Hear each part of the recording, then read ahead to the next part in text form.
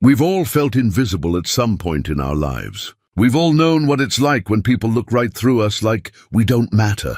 In the spring of 1873, Mary Ellen Graves stood alone at the Pine Hollow Town dance, wearing her only dress, a faded calico that marked her as the poorest widow in the county. The townsfolk whispered and turned away. No one would dance with her. Then the door opened and Silas Boone walked in.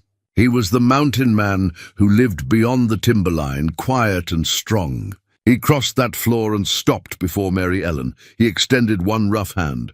What happened next changed everything that town believed about worth and dignity. Before we jump back in, tell us where you're tuning in from, and if this story touches you, make sure you're subscribed because tomorrow I've saved something extra special for you. The spring evening air carried the scent of pine and wood smoke through the open windows of Pine Hollow's community hall. Lanterns hung from the rafters, their warm light casting dancing shadows across the polished plank floor that the carpenter boys had spent all afternoon waxing until it gleamed. The fiddle player, old Samuel McCreary, sat in the corner tuning his instrument while his grandson readied the banjo. In another hour, when the sun dipped behind the western peaks, the annual spring dance would begin in earnest. Mary Ellen Graves stood at the edge of the gathering crowd, her hands folded carefully at her waist. The calico dress she wore had once been a cheerful yellow, bright as butter, but 6 months of wear and repeated washing had faded it to the color of old parchment. The hem had been let down twice, and if you looked closely, you could see where she'd carefully mended a tear near the collar with thread that didn't quite match. She'd pinned her dark hair back as neatly as she could manage, though she had no ribbons to weave through it, like the other women. At her throat, hidden beneath the high collar, hung the only piece of jewelry she still owned, her late husband's wedding ring on a thin chain. She hadn't wanted to come. The thought of standing here, of facing the women who used to invite her to quilting circles and the men who used to tip their hats with genuine warmth, filled her with a dread that sat heavy in her stomach. But something stubborn in her refused to disappear entirely, to let them forget she existed just because fortune had turned against her. Around her, Pine Hollow's citizens arrived in their finest. Mayor Hutchins came through the door with his wife on his arm. Both of them dressed in clothes ordered from a catalogue in Denver.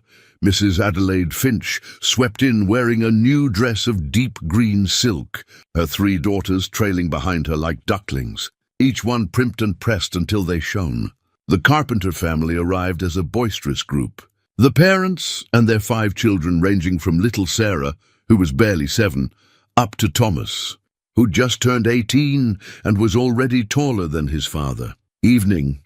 "Mary Ellen," Mr. Carpenter said as he passed, touching his hat brim. His wife offered a small smile, genuine but brief, before ushering the children toward the refreshment tables being set up along the far wall. "Good evening," Mary Ellen replied. But they were already moving away, caught up in the swirl of greetings and conversation. She remembered other spring dances. Just 2 years ago, she'd arrived with James, her husband, both of them laughing about something he'd said on the walk over. He'd been a good dancer, light on his feet despite his stocky build, and he'd made sure her cup was never empty and that she never sat out a single tune. They hadn't been wealthy, not by any stretch, but James had steady work at the mill, and they'd had a small house on the edge of town with a garden plot that Mary Ellen tended with care. They'd been comfortable. They'd been happy. Then the fever came through that autumn, swift and merciless. James lasted 4 days before the light went out of his eyes. The doctor's bills came first, then the burial costs. Then came the revelation that James had borrowed money from Mr. Blackwell to invest in mill equipment, certain it would pay off in the spring. The debt fell to Mary Ellen, and when she couldn't pay, the house went to settle it. She'd sold nearly everything else, furniture, cookware, James's tools, just to cover what remained. Now she lived in a single room above Pemberton's general store, working whatever job she could find. She cleaned the boarding house 3 days a week. She took in mending when anyone would give it to her, though most of the town ladies had stopped coming by. She stretched every penny until it screamed, ate one proper meal a day if she was lucky, and tried to maintain some scrap of dignity in a town that had already decided her fate. "Is that Mary Ellen Graves?" Mrs. Finch's voice carried across the room, pitched just loud enough to be heard by her immediate circle, but designed to travel further. "I'm surprised she'd show her face here. That dress looks like it's been through a decade of hard use." Her daughters tittered obligingly. Mary Ellen kept her eyes fixed on the far wall, her face carefully neutral. She'd learned not to react, not to give them the satisfaction. The fiddle began to play, a warm-up tune that Samuel always used to limber his fingers. The banjo joined in, and soon couples were forming on the floor. Mayor Hutchins led his wife out first, as was tradition, and then others followed. The music swelled, filling the hall with the kind of joy that made you forget for a moment how hard life could be on the frontier. Mary Ellen stayed in her corner near the refreshment table. She told herself she would stay for 1 hour, show the town she hadn't been broken, and then slip away before the dancing got too spirited. But watching the couples spin and sway, seeing the children dart between the adults' legs, hearing the laughter ring out, it all pulled at something deep in her chest. Young Tommy Bradford approached the refreshment table, a gangly boy of 16, with ears that stuck out and a cowlick that refused to be tamed. He glanced at Mary Ellen, then at the punch bowl, then back at Mary Ellen. For a moment she thought he might speak to her. "Thomas Bradford, you get over here right now." His mother's voice cut through the music. Mrs. Bradford stood with Mrs. Finch, both women staring at Tommy with expressions that could freeze water in July.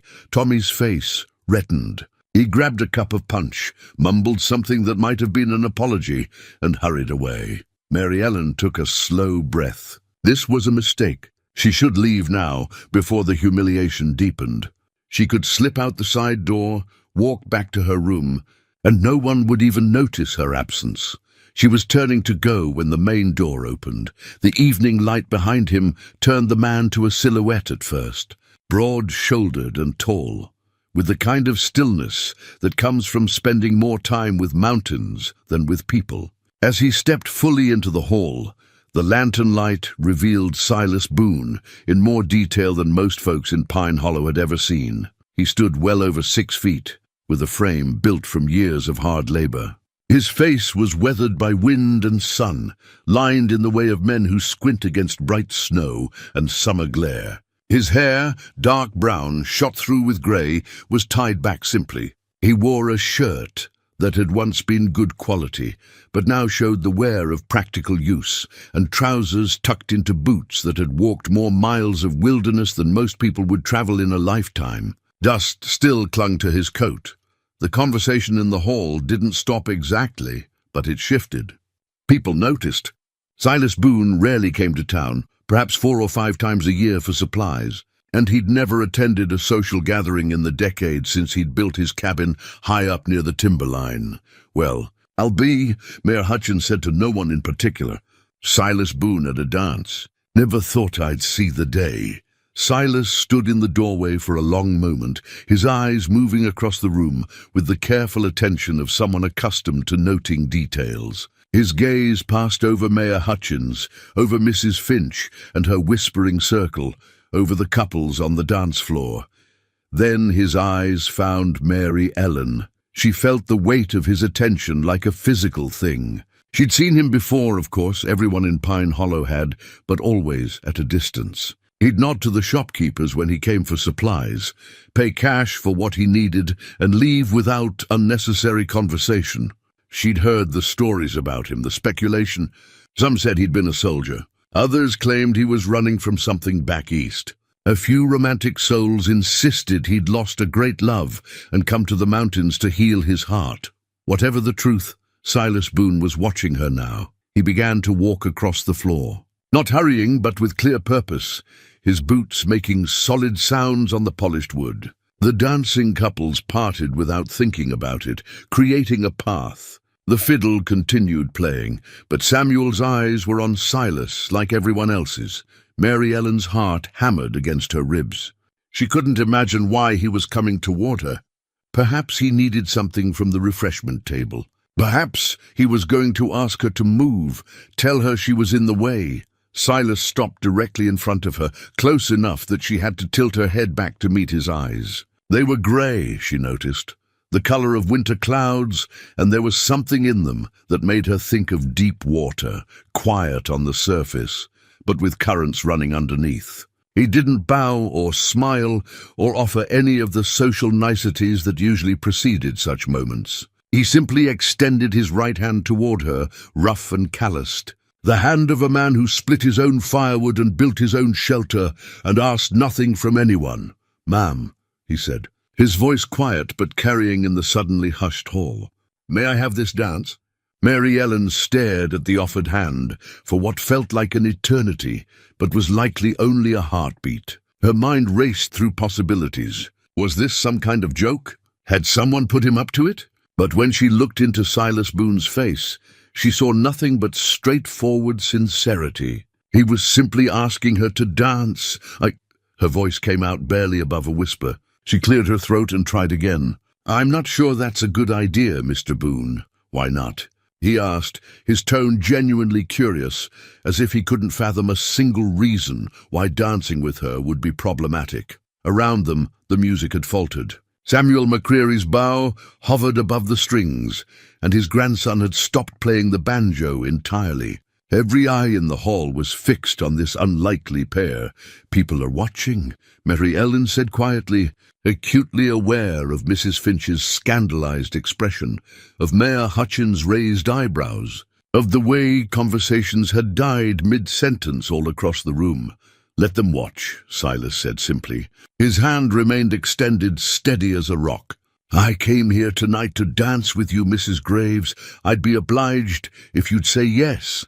There was something in his voice that made her believe him. He hadn't wandered in randomly and decided to make a charitable gesture.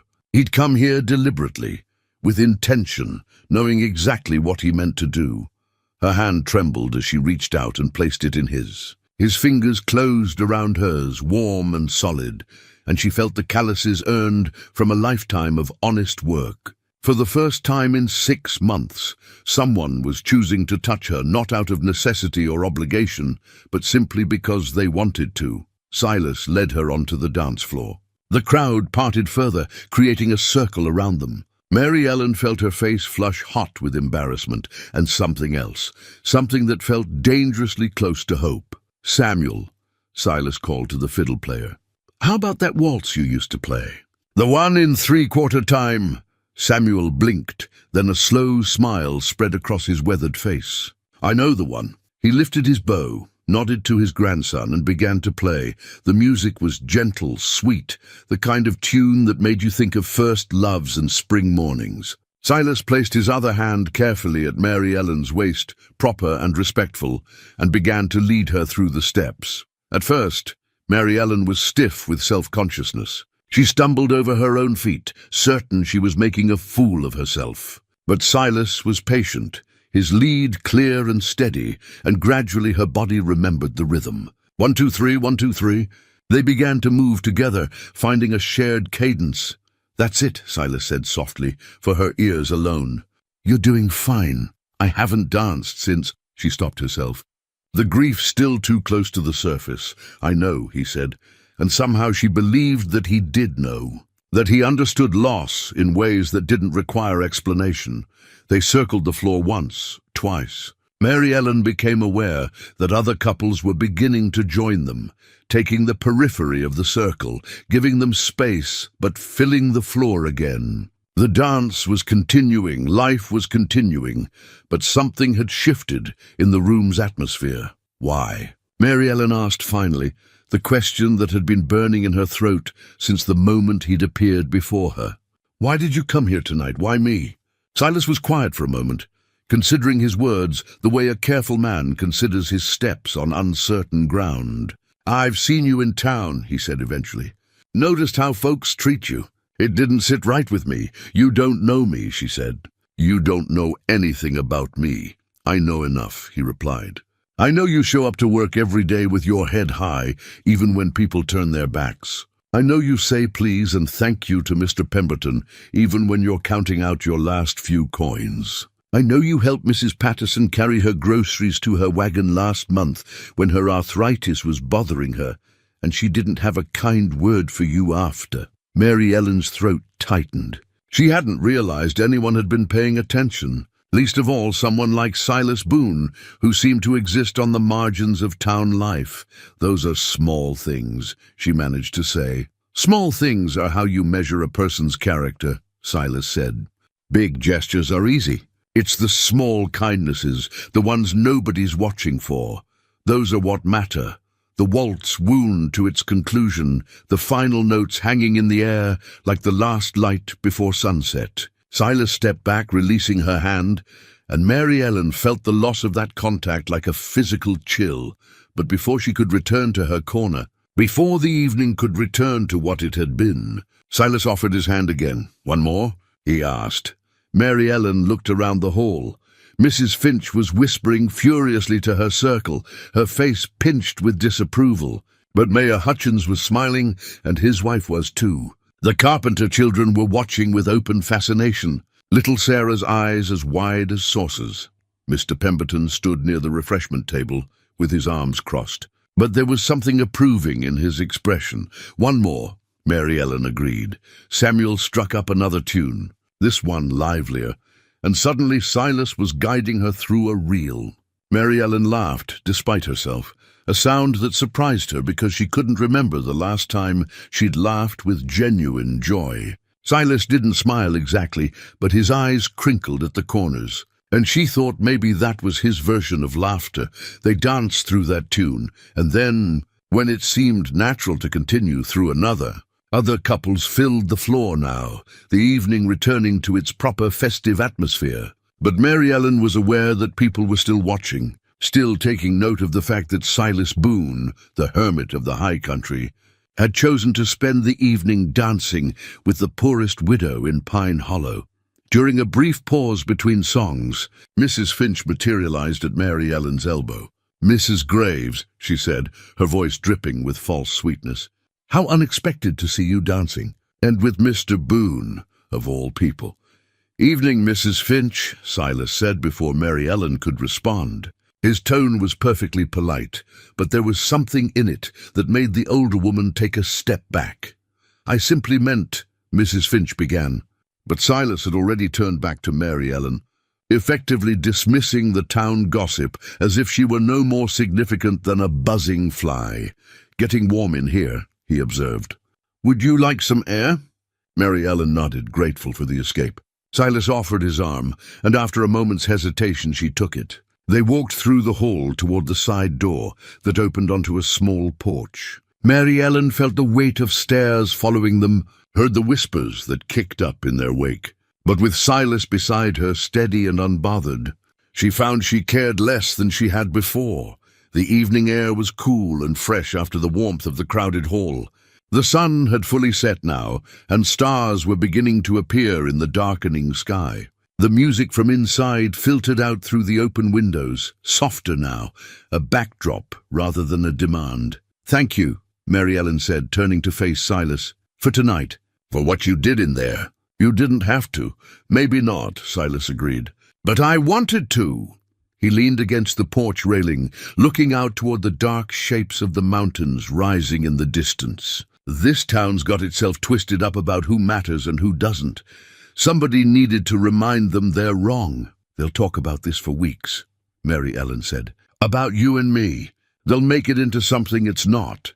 Let them talk." Silas's voice was calm, unbothered. "Talk doesn't hurt me none. Question is, does it hurt you?" Mary Ellen considered this. A few hours ago, the thought of being the subject of town gossip would have filled her with dread. But something had shifted tonight. Silas had seen her, really seen her, when everyone else in Pine Hollow had been looking right through her. That changed things in ways she was only beginning to understand. "No," she said finally. "I don't think it does." They stood together in companionable silence, listening to the music and the night sounds of the frontier. A coyote called from somewhere in the hills, and another answered. The wind moved through the pine trees, with a sound like distant water. "I should walk you home," Silas said after a while. "Getting late. You don't have to do that, Mary Ellen protested, though part of her hoped he wouldn't listen. I know I don't have to, Silas said. But I'm going to anyway. Come on. They went back inside long enough for Mary Ellen to collect her shawl, thin and worn, but better than nothing against the spring chill. The dance was in full swing now, couples whirling across the floor, children darting between the adults, laughter rising and falling like music itself. For a moment, Mary Ellen let herself feel part of it again, let herself remember what it was like to belong to a community. As they headed for the door, old Samuel McCreary caught Mary Ellen's eye. He was playing a quick tune, his fingers flying over the fiddle strings, but he managed to wink at her. Then he reached into his vest pocket and pulled out a handkerchief, pressing it into her hand as she passed. "You hold on to that, Mrs. Graves," he said kindly, "in case you need it." Mary Ellen looked down at the square of cloth, plain white cotton but clean and carefully pressed. Only then did she realize her eyes were wet with tears she hadn't felt forming. They weren't tears of sadness exactly, or even of joy. They were tears of relief, of release, of being seen and acknowledged as a person who mattered. "Thank you, Mr. McCreary," she said, her voice thick with emotion. "You're a good woman." "Mary Ellen," the old man said, "don't let anybody tell you different." Outside, the night had settled in fully. The moon was rising over the eastern ridge, 3/4 full and bright enough to cast shadows. Silas walked beside her through the dirt streets of Pine Hollow, matching his longer stride to her shorter one without making a show of it. They passed the general store where Mary Ellen's room waited above, dark and empty. They passed the mill where James had worked, silent now for the night. They passed the church with its simple white steeple pointing up toward the stars. "You really live all the way up past the timberline?" Mary Ellen asked, breaking the silence.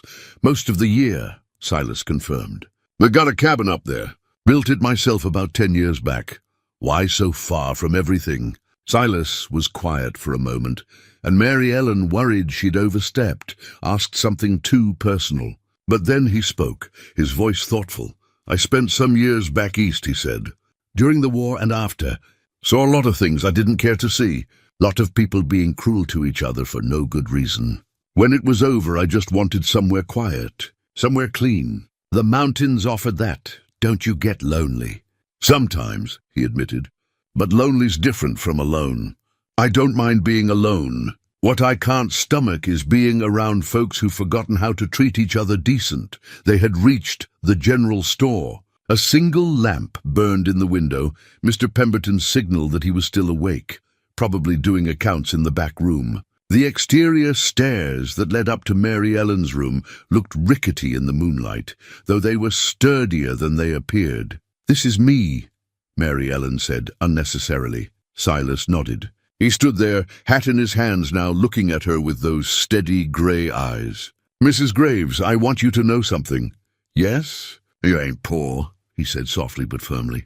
"Not where it counts. Not if you still got a heart like that." Mary Ellen felt fresh tears threatening. "I don't have much," she said. "I don't have anything, really." "You got dignity," Silas said. "You got kindness.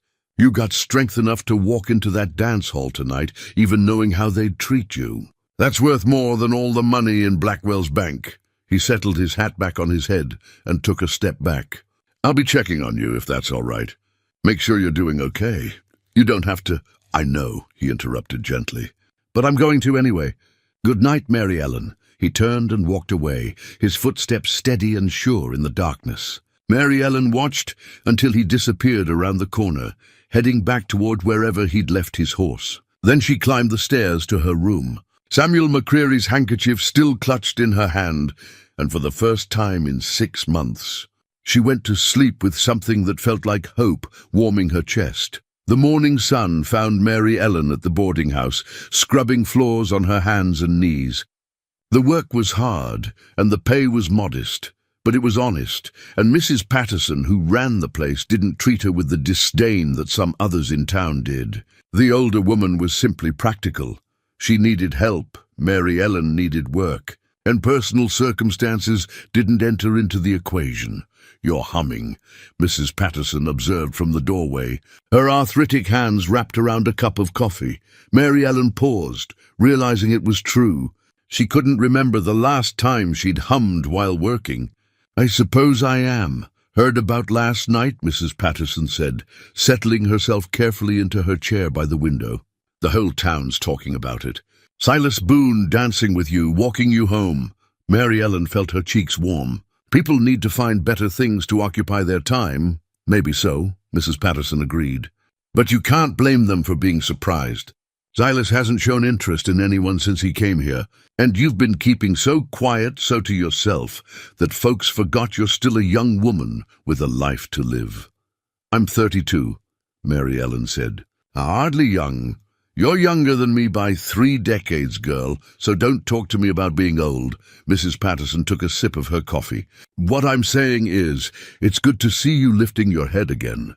James wouldn't want you spending the rest of your days in mourning." The mention of her late husband brought the familiar ache to Mary Ellen's chest. But it was softer now, more like an old bruise than a fresh wound. "No," she said quietly.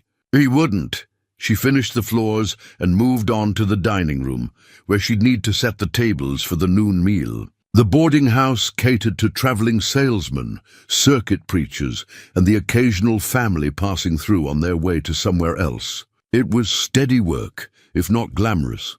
When she finally finished her shift and stepped out into the midday sun, she found a package waiting on the bottom step. It was wrapped in brown paper and tied with simple twine, no label or note attached. Mary Ellen looked around, but the street was empty, save for a dog sleeping in the shade across the way.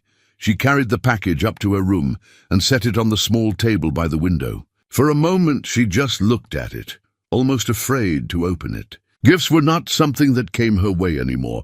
Finally, she untied the twine and folded back the paper. Inside was a wooden box, hand-carved with a simple but elegant design of pine branches around the lid. The wood had been sanded smooth and oiled until it glowed warm in the light. Mary Ellen ran her fingers over it, marveling at the craftsmanship. Someone had spent hours making this. She lifted the lid. Inside, wrapped in clean cloth, was fresh venison, a good 3 pounds of it, carefully butchered and still cool to the touch. Beneath the meat was a small bundle of dried herbs and a paper twist of salt. There was no note, but Mary Ellen didn't need one. She knew who had left this. Her first instinct was to refuse it, to find Silas and return the gift, because accepting it felt like charity, and she'd already endured enough pity from this town. But as she sat there looking at the box and its contents, she realized this wasn't pity. This was something different. This was someone seeing a need and meeting it without fanfare or expectation of gratitude. This was kindness. She spent the afternoon preparing a proper stew with the venison, letting it simmer slowly with the wild onions she'd gathered from the field behind town and a few precious carrots she'd been saving. The smell that filled her tiny room was rich and nourishing, the scent of a real meal, and her stomach growled in anticipation. That evening, after she'd eaten her fill and packed the rest away for tomorrow, there was a knock at her door. Mary Ellen opened it to find Mr. Pemberton standing there, looking uncomfortable. "Evening, Mrs. Graves," he said, not quite meeting her eyes. "I wonder if I might have a word." Of course, Mary Ellen stepped back to let him in, suddenly self-conscious about the humble state of her room. But if Pemberton noticed or cared about the spare furnishings and worn curtains, he gave no sign. "I'll be direct," he said. "I've been thinking about your situation. You're a good tenant, always pay your rent on time even when I know it's not easy. You're quiet, clean, never any trouble." "Thank you," Mary Ellen said, uncertain where this was leading. "The thing is, my wife's been after me to do more around the store. Her hands aren't what they used to be, and we could use help with inventory, keeping the shelves stocked, maybe helping customers when it gets busy." He cleared his throat. "I'd like to offer you additional work. Few days a week, decent pay. If you're interested." Mary Ellen felt something loosen in her chest. More work meant more money, which meant a bit more security, a slightly softer cushion against disaster. "I'm very interested, Mr. Pemberton, thank you." He nodded, clearly relieved to have the conversation done. "Start Monday, then." Morning shift, 8 to noon. He turned to leave, then paused. That was a good thing Silas Boone did last night. Reminded some folks in this town about their manners. After he left, Mary Ellen sat by her window and looked out at the darkening street. Change was coming. She could feel it the way you feel weather shifting. That electric sense in the air before a storm, or the particular quality of light that promises snow. She thought about Silas in his mountain cabin, wondered what his days were like up there in the high country. Did he spend his evenings looking down at the valley, the way she spent hers looking up at the mountains? Was he thinking about her the way she was increasingly thinking about him? The week passed in a new rhythm. Mary Ellen worked her shifts at the boarding house and began her new position at Pemberton's General Store, where she discovered she had a knack for organization and a good memory for where things were kept. Mrs. Pemberton was kind in her practical way, showing Mary Ellen the systems they used and trusting her to manage on her own after just a few days. The town's reaction to her continued to shift in subtle ways. Some people remained cold. Mrs. Finch and her circle still whispered when Mary Ellen passed, still made their disapproval known through pointed looks and deliberate exclusion. But others began to soften. Mrs. Carpenter stopped by the store and made a point of asking Mary Ellen's advice about fabric for a new quilt. Young Tommy Bradford held the door for her at the boarding house and stammered a greeting. It was as if Silas's simple act of dancing with her had given others permission to remember she was human. On Thursday afternoon, Mary Ellen was restocking the shelves in the back of the store when she heard the bell over the door jingle. She emerged to find Silas standing at the counter, his presence seeming to fill the small space. "Afternoon," he said when he saw her. If he was surprised to find her working there, he didn't show it. "Mr. Boone," Mary Ellen replied, trying to keep her voice steady despite the way her heart had kicked up its pace. "What can I help you with today?" "Need some coffee beans," he said. "And I'm low on lamp oil." Mary Ellen moved through the store, gathering the items. She was acutely aware of Silas watching her, though his gaze wasn't uncomfortable. It was simply attentive, the way he seemed to pay attention to everything. "I wanted to thank you," she said as she measured out the coffee beans, "for the venison and the box. It was too generous." "It was practical," Silas corrected. "I had meat to spare, and you needed food. No generosity about it, just common sense." "Still," Mary Ellen insisted. "Thank you." He nodded, accepting her gratitude without making a fuss over it. When she'd tallied his purchases, he paid in cash. She noticed he always paid in cash, never on credit like so many others in town. And then he stood there for a moment as if deciding something. "Sunday's coming," he said finally. "I was planning to attend church service. Thought maybe you'd like to sit together." Mary Ellen's hands stilled over the counter. Church was the most public gathering in Pine Hollow, even more so than the dance had been. Sitting together in a pew would make a statement, would give the gossips even more to talk about. "I don't have a proper church dress," she said quietly, voicing the worry that had been keeping her from services for weeks now. Silas looked at her steadily. "God don't care about dresses, Mary Ellen. He cares about what's in your heart. And from what I've seen, your heart's just fine. People will talk." "They're already talking," Silas pointed out. "Might as well give them something real to talk about." He picked up his purchases. "I'll save you a seat. Up to you if you fill it." He left before she could respond, the bell jingling cheerfully behind him as if this were just an ordinary transaction, as if he hadn't just offered to publicly align himself with the poorest woman in town in front of the entire congregation. That evening, Mary Ellen stood in front of her small mirror and looked at her reflection. The face that looked back was thinner than it had been a year ago, with new lines around the eyes and mouth. But there was something different there now, something that hadn't been present in the hollow days after James's death. There was determination, there was possibility, there was the faint, fragile beginning of something that might, eventually, become happiness again. She thought about Silas's invitation, about what it would mean to accept it. Then she thought about standing in her corner at the dance, invisible and dismissed, and how Silas had crossed that floor and extended his hand. He had chosen to see her when everyone else had looked away. The least she could do was be brave enough to be seen. Sunday morning, Mary Ellen put on her faded calico dress, the only dress she owned, and pinned her hair back with extra care. She tucked James's wedding ring under her collar as always, a talisman against loneliness, and stepped out into the bright spring morning. The church bell was ringing, calling the faithful to service. Mary Ellen walked through town with her head high, feeling the weight of curious stares but refusing to hurry or hide. When she reached the church steps, she paused for just a moment, gathering her courage, and then she climbed them and pushed open the door. Inside, the pews were filling up.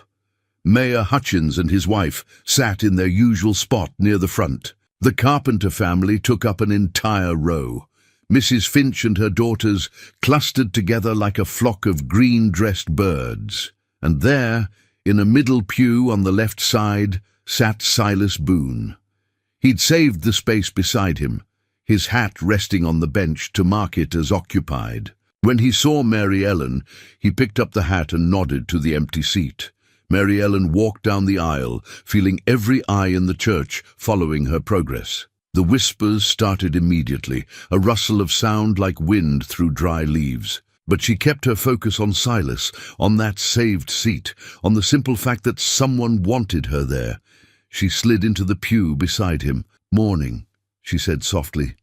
"Morning," Silas replied. "Glad you came." Reverend Morgan took his place at the pulpit, looking out over his congregation with the benevolent expression of a shepherd surveying his flock. He was a good man, Mary Ellen had always thought, genuinely kind rather than performatively pious. "Before we begin," the Reverend said, "I'd like us all to reflect on the scripture that tells us to love our neighbors as ourselves. Not just the neighbors who look like us, or who have as much as us, but all our neighbors. The widow, the stranger, the poor among us, these are the ones we're called to uplift, not cast aside."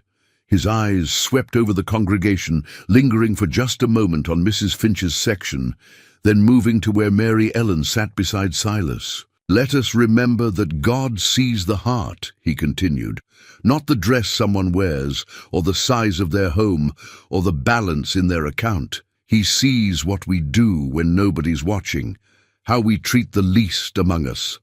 That's where our true character shows." It might have been a standard sermon on charity, the kind Reverend Morgan delivered periodically to keep his flock mindful of their Christian duty, but Mary Ellen couldn't help feeling it was also, perhaps, a pointed message to certain members of the congregation who'd been particularly unkind in recent months. Beside her, Silas sat still and attentive throughout the service. He had a good singing voice, Mary Ellen discovered during the hymns, a rich baritone that rose clear and true. When it came time to pray, his head bowed with genuine reverence, not the show of piety that some displayed. After the service ended, the congregation filed out slowly, pausing to chat on the church steps and in the yard. Mary Ellen steeled herself for the gauntlet of stares and whispers, but Silas remained beside her, a solid, reassuring presence. "Mrs. Graves, Mr. Boone," Mrs. Carpenter's voice carried over the crowd. She was making her way toward them, her family trailing behind. "We're having Sunday dinner at our place. Nothing fancy, just pot roast and vegetables, but we'd be pleased if you'd join us." Mary Ellen looked at the woman in surprise. Dinner invitations had dried up months ago, leaving her to eat her simple meals alone in her room above the store. "That's very kind," she began, ready to decline out of habit. But Silas spoke up. "We'd be honored," he said. "Thank you for the invitation, Mrs. Carpenter." "Wonderful," Mrs. Carpenter beamed. "Come by around 1 o'clock, and please call me Eleanor." As the Carpenters moved away, Mary Ellen turned to Silas. "You didn't have to accept. I'm sure you have better things to do than sit through a Sunday dinner." "Can't think of anything better," Silas said simply. "Besides, pot roast sounds a sight better than the beans I was planning to make." They walked together through town, back, toward the store where Mary Ellen would need to change and collect herself before dinner.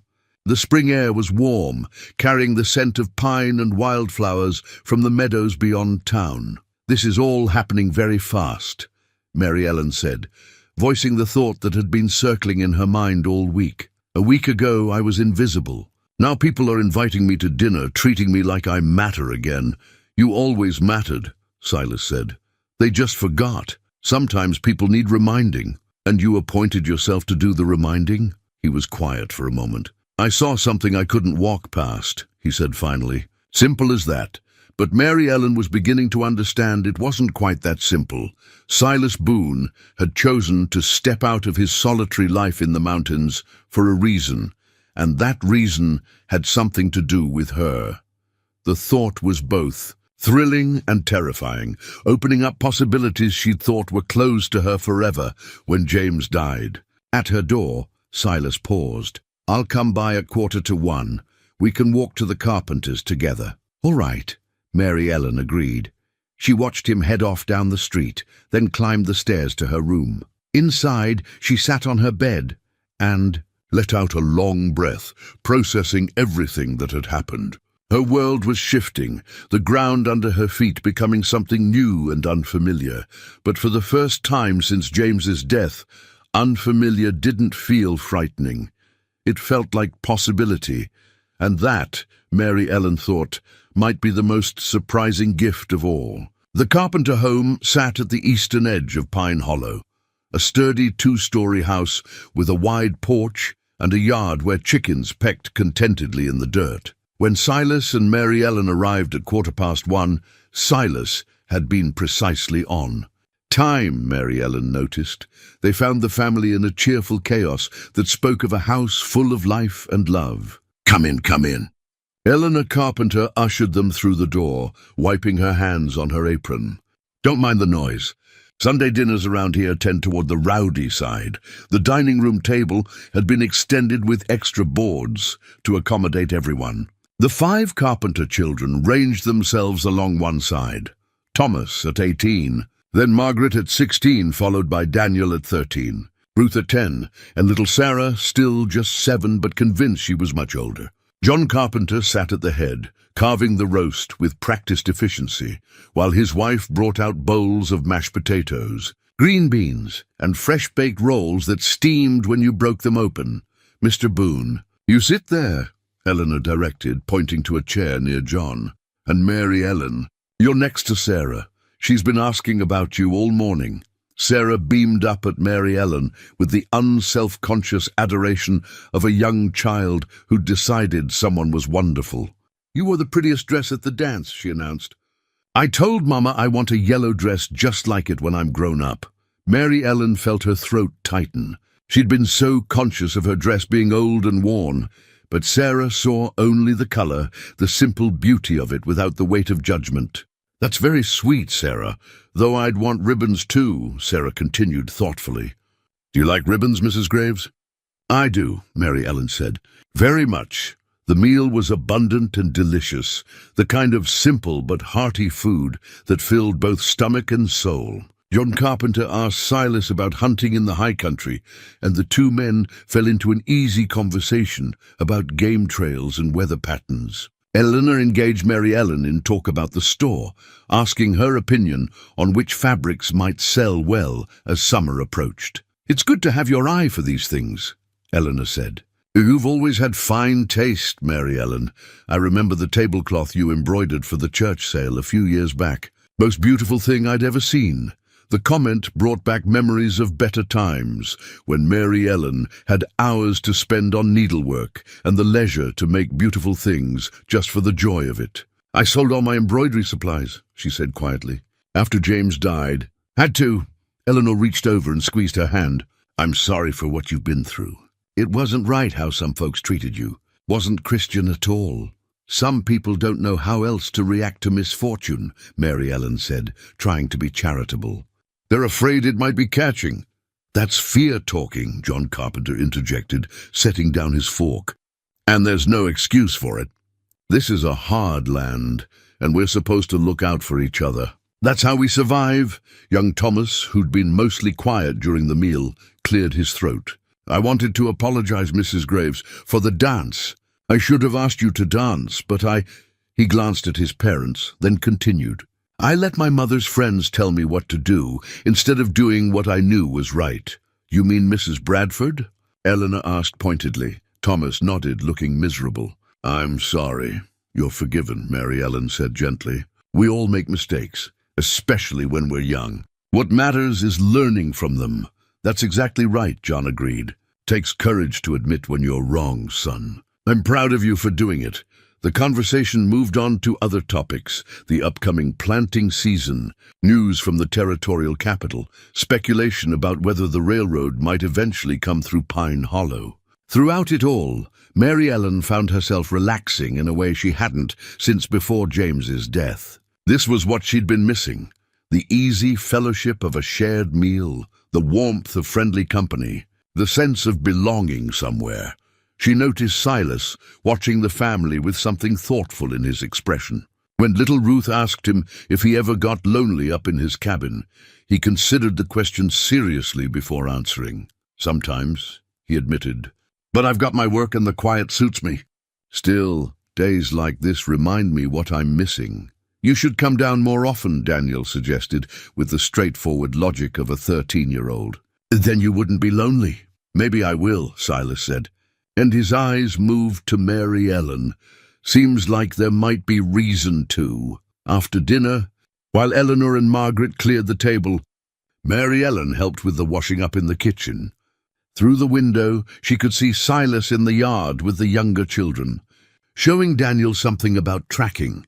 She could see him pointing to marks in the dirt, explaining what they meant. He's good with them, Eleanor observed, following Mary Ellen's gaze. Natural with children. That's a rare quality in a man who's chosen to live alone. He's been very kind to me, Mary Ellen said carefully. I'm grateful. It's more than kindness, Eleanor said, handing Mary Ellen a plate to dry. Anyone can see that. The question is, how do you feel about him? Mary Ellen was quiet for a long moment. I don't know, she said finally. It's only been 6 months since James died. Sometimes I feel guilty for even thinking about... She stopped, unable to finish the thought, about being alive. Eleanor supplied gently. About wanting companionship?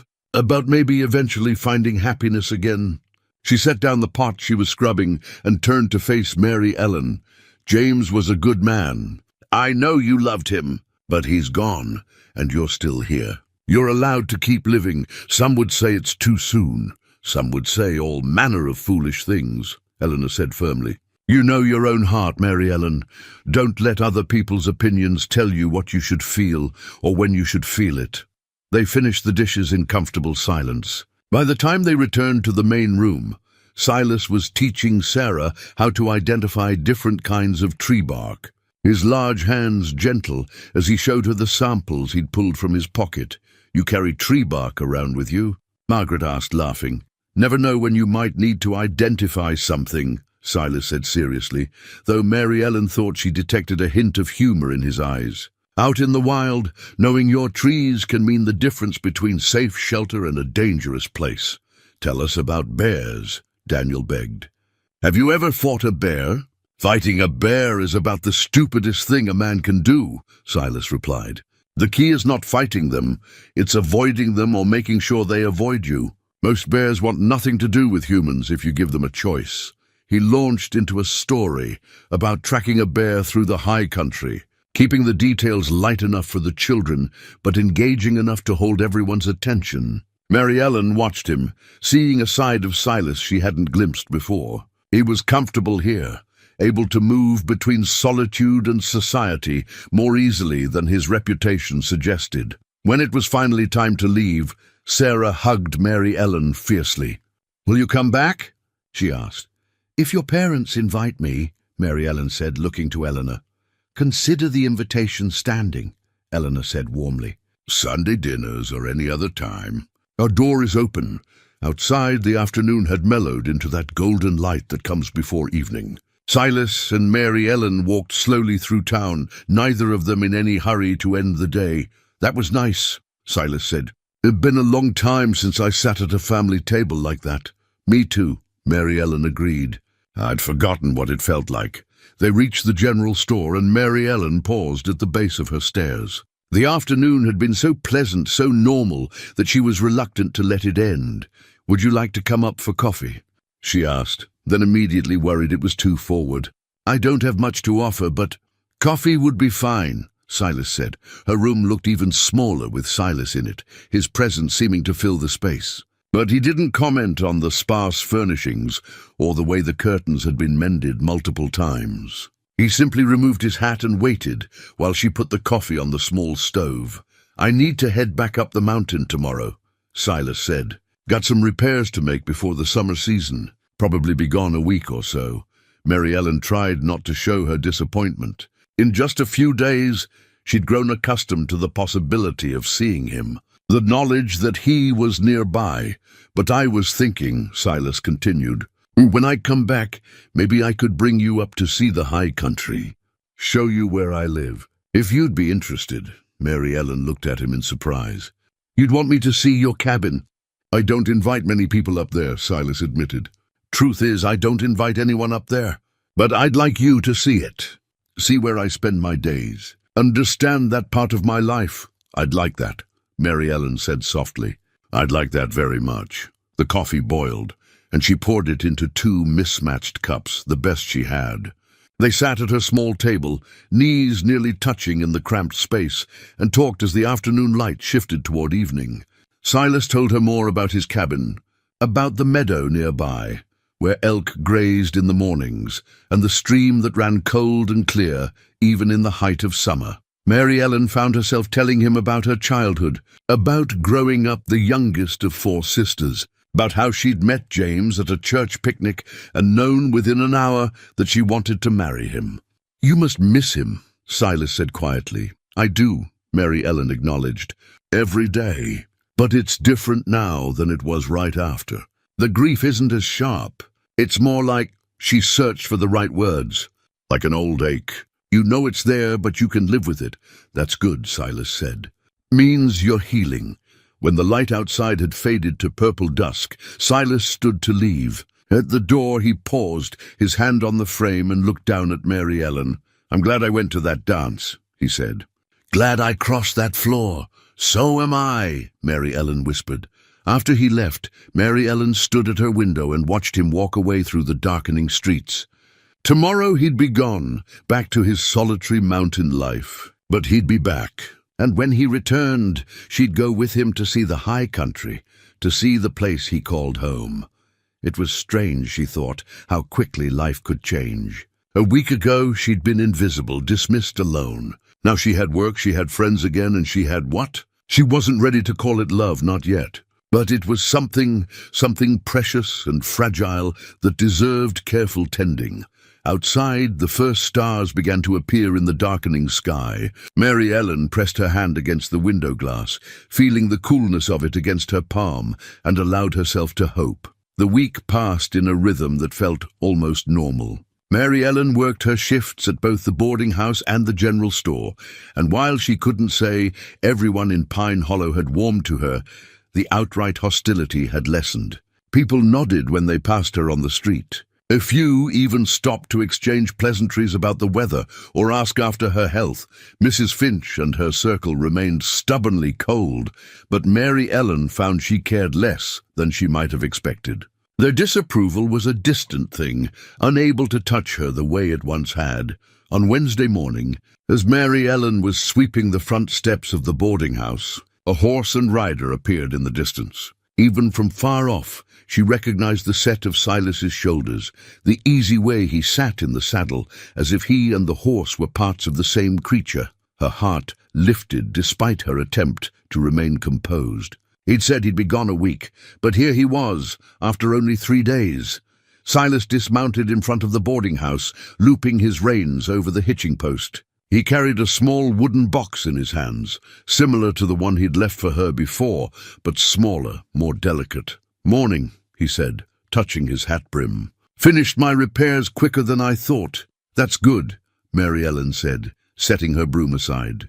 She wanted to say more, wanted to tell him how the days had felt longer in his absence, but that seemed too revealing. "Made something for you," Silas said, holding out the box. "Thought you might have use for it." Mary Ellen took the box carefully. The wood was pale pine, smoothed and oiled until it glowed softly. The lid had been carved with a simple pattern of wildflowers: columbine and Indian paintbrush, mountain lupine and wild rose. Each flower was rendered with careful detail, the kind of work that took patience and steady hands. "Silas," she breathed, running her fingers over the carved surface. "This is beautiful. You made this yourself?" "Carving helps pass the long winter evenings," he said, almost apologetic. "Thought you might use it for keeping personal things. Documents, letters, whatever you want to keep safe." Mary Ellen opened the lid. Inside, the box was lined with cedar to keep moths away. It was the kind of gift that showed thought, care, attention to what someone might actually need rather than what looked impressive. "I don't know what to say," Mary Ellen said. "Thank you doesn't seem like enough." "It's enough," Silas assured her. "Listen, I've got to pick up supplies from Pemberton's, but I was wondering, are you free tomorrow afternoon? Thought we might take that ride up to the high country if the weather holds." "I can arrange it," Mary Ellen said quickly. "Mrs. Patterson won't mind if I adjust my schedule." "Good, I'll come by around noon. Bring a warm shawl. It gets cooler up in the elevations." He left to complete his errands, and Mary Ellen carried the box upstairs to her room. She set it on her table and simply looked at it for a long moment. This beautiful thing made by someone's hands specifically for her. Inside, she carefully placed the few precious items she still owned: James's letters from their brief courtship, her marriage certificate, the deed to the house they'd lost, a pressed flower from her wedding bouquet. That evening, as Mary Ellen was closing up at the general store, Mr. Pemberton called her into the back room. She went with some trepidation, worried she'd done something wrong. But the store owner's expression was friendly. "Been meaning to talk to you," he said, settling himself on a stool near the inventory shelves. "You've been doing good work here, Mary Ellen, better than I expected, if I'm honest. You've got a head for numbers and an eye for what sells. Thank you, Mr. Pemberton. I enjoy the work." "That's good. That's real good." He pulled at his moustache, a habit Mary Ellen had learned meant he was thinking. "Thing is, Mrs. Pemberton's arthritis is getting worse. Doc says she needs to rest her hands more, not be on her feet so much. We've been talking, and we'd like to offer you more hours. Maybe even 4 days a week instead of 2. Mary Ellen's breath caught.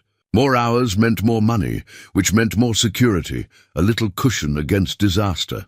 "I'd be very grateful for that, Mr. Pemberton. There is one thing, though." He looked uncomfortable. "Some of the ladies in town, Mrs. Finch's set, you understand, they've been saying things. About you and Silas Boone. About it being improper, you spending time with him when you're a widow and all." Mary Ellen felt heat rise in her cheeks, anger mixing with embarrassment. "We've done nothing improper." "I know that, and most sensible folks know that too," Pemberton said quickly. "I'm just giving you fair warning that there's talk. Wanted you to hear it from a friend, rather than have it blindside you." "I appreciate that," Mary Ellen said, though her jaw was tight.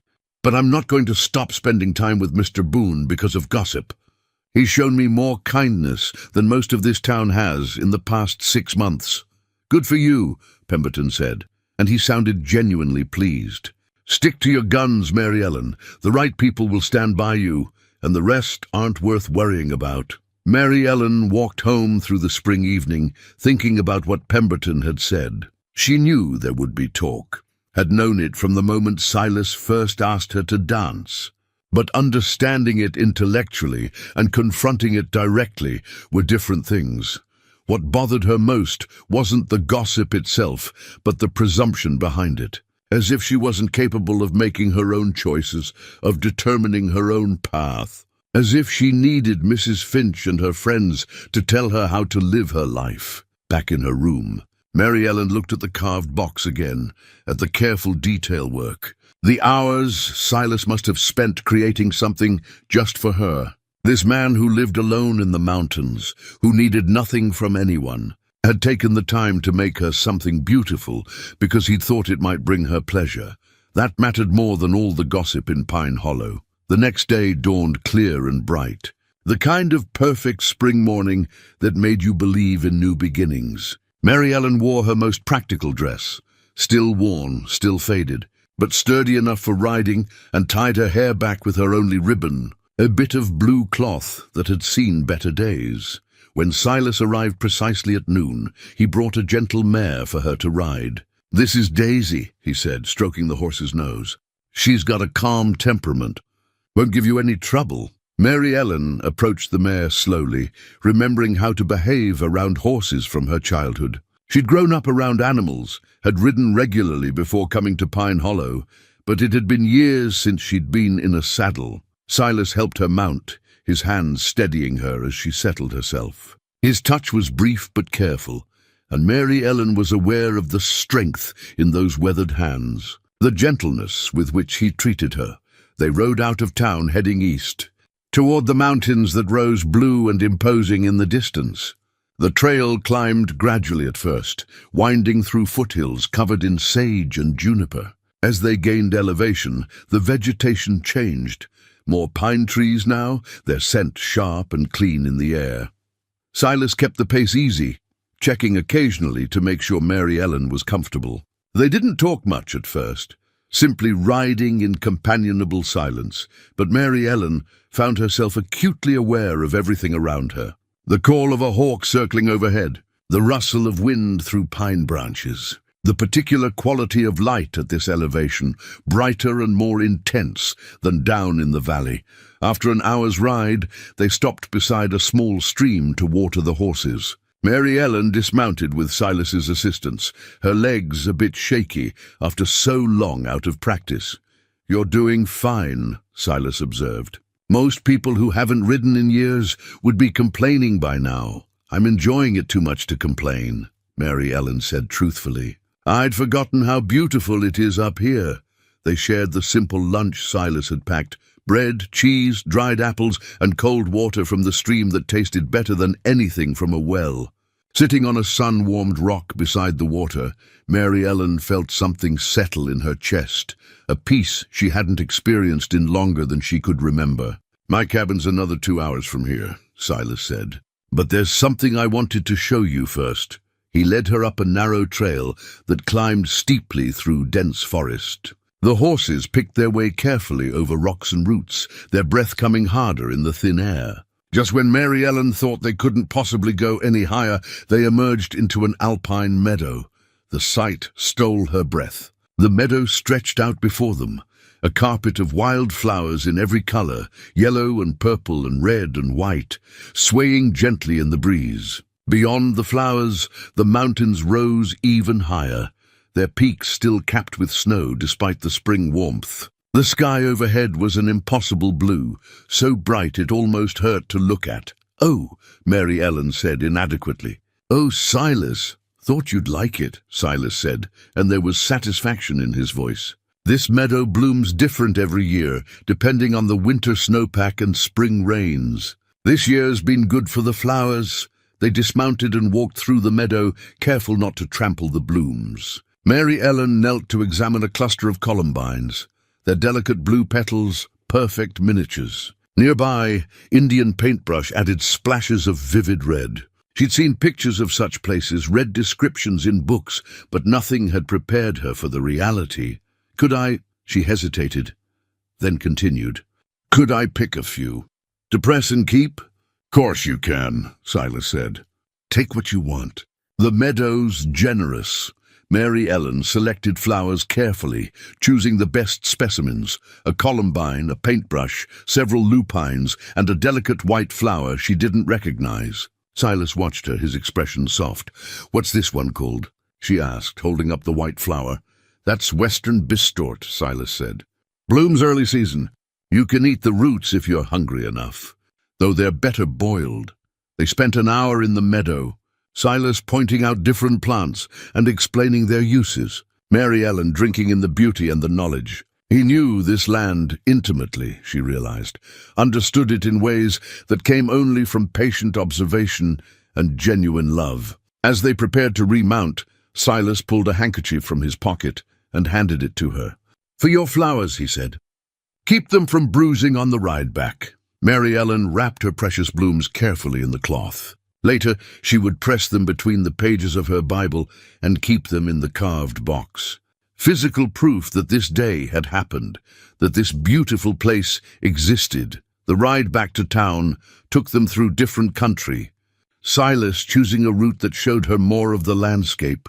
They passed a beaver dam, the industrious animals' work evident in the downed trees and carefully constructed pond. They saw elk grazing in a clearing, the animals lifting their heads to watch the riders pass before returning to their meal. As Pine Hollow came into view below them, Mary Ellen felt an unexpected reluctance to return. Up in the high country, she'd felt free in ways she couldn't fully articulate. The town meant work and responsibility, gossip and judgment. The mountains meant possibility. "Thank you for today," she said as they rode down the final stretch into town. "It was wonderful. We'll go again," Silas promised. "Whenever you want. The mountains will always be there." When they reached the general store, Silas helped her dismount. His hands lingered at her waist for just a moment longer than necessary, and when Mary Ellen looked up at him, she saw something in his eyes that made her breath catch. "Mary Ellen," he said quietly, and it was the first time he'd used just her given name, without the Mrs. Graves attached. "I want you to know what we've got here, whatever this is becoming. It's real for me. I'm not playing games or trying to rescue you out of pity. I see you, and I like what I see." Mary Ellen's heart hammered in her chest. "I see you too," she whispered. He nodded, as if that settled something important between them. Then he mounted his horse and rode off, leaving Mary Ellen standing on the street with flowers wrapped in his handkerchief and hope blooming warm in her chest. Upstairs in her room, she carefully pressed the wildflowers between pages of her Bible, then placed the book in the carved box. These things, the box, the flowers, the memory of the meadow, they were treasures more valuable than gold. Tomorrow she'd return to her work, to the routines and responsibilities of life in Pine Hollow. But today she'd seen something beyond the valley walls. Today she'd been reminded that the world was bigger and more beautiful than she'd let herself remember. And today a good man had told her he saw her. Really saw her. That night Mary Ellen slept better than she had in months, dreaming of mountain meadows and wildflowers, of clear streams and endless sky. Sunday arrived warm and gentle, the kind of spring morning that promised summer wasn't far behind. Mary Ellen dressed for church with more care than usual, taking time to press her worn calico and arrange her hair as neatly as she could manage. She might not have fancy clothes or ribbons, but she had pride, and that was something no one could take from her.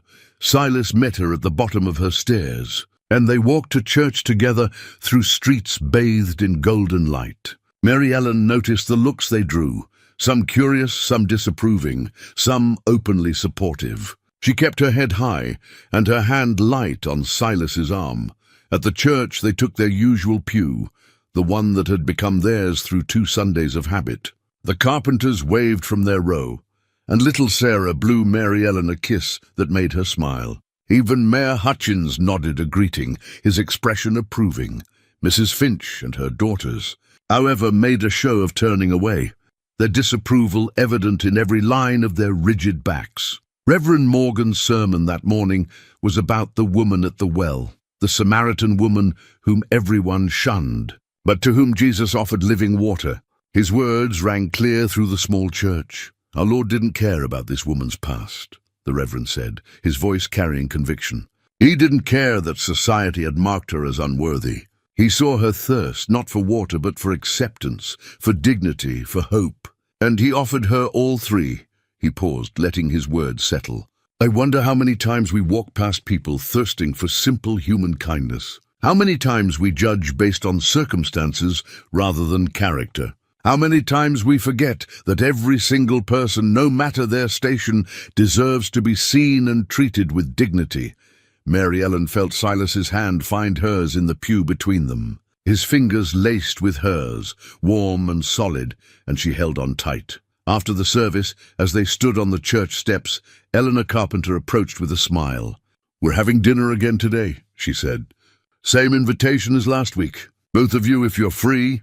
Actually, Silas said before Mary Ellen could respond, I was hoping to show Mary Ellen more of the high country today. Maybe take her up to the cabin, if that's all right with everyone.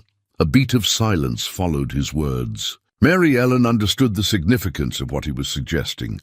A young widow spending an entire afternoon alone with a man at his remote cabin. It was exactly the kind of thing Mrs. Finch would seize upon as proof of impropriety.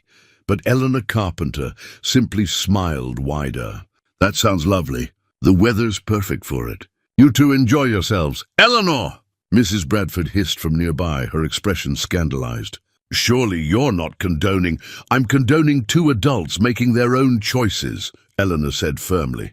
Mary Ellen's free to spend her time however she sees fit, and Silas is a gentleman. I see no issue, Mrs. Bradford sputtered, but Eleanor had already turned back to Mary Ellen. Take some of these rolls for your ride, she said, pressing a cloth-wrapped bundle into Mary Ellen's hands.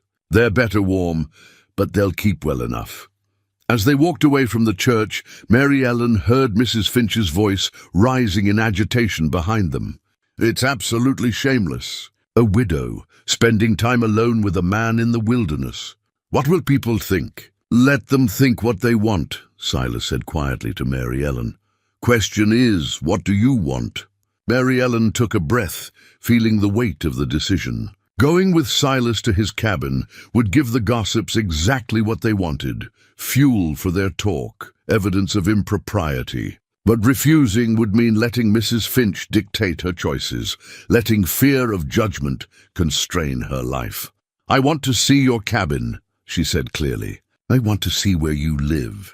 Silas's face broke into a genuine smile, the first full smile she'd seen from him. It transformed his weathered features, made him look younger, lighter. Then let's go. They collected the horses and headed east again, climbing into the mountains along the trail they'd taken before. But this time, at the fork where they'd turned toward the meadow, Silas led them higher, up a steep trail that switchbacked through dense forest. The ride took nearly 3 hours, and by the time they emerged into a clearing, Mary Ellen's muscles ached and her face was flushed from the exertion. But the ache was good, the kind that came from using your body properly, and the view before her made every moment of effort worthwhile.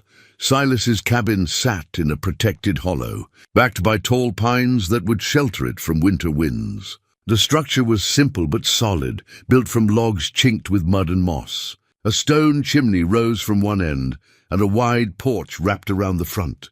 Behind the cabin, a creek tumbled down from higher elevations, its music constant and soothing. Built it myself, Silas said, dismounting and helping Mary Ellen down. Took most of a summer, but it's held strong for 10 years now. Mary Ellen walked slowly around the clearing, taking it all in. There was a small barn for the horses, a shed that probably held tools and supplies, and a carefully tended garden plot where early vegetables were already pushing up through the soil. Everything spoke of self-sufficiency, of a man who knew how to provide for himself and take pride in his work. It's beautiful, she said.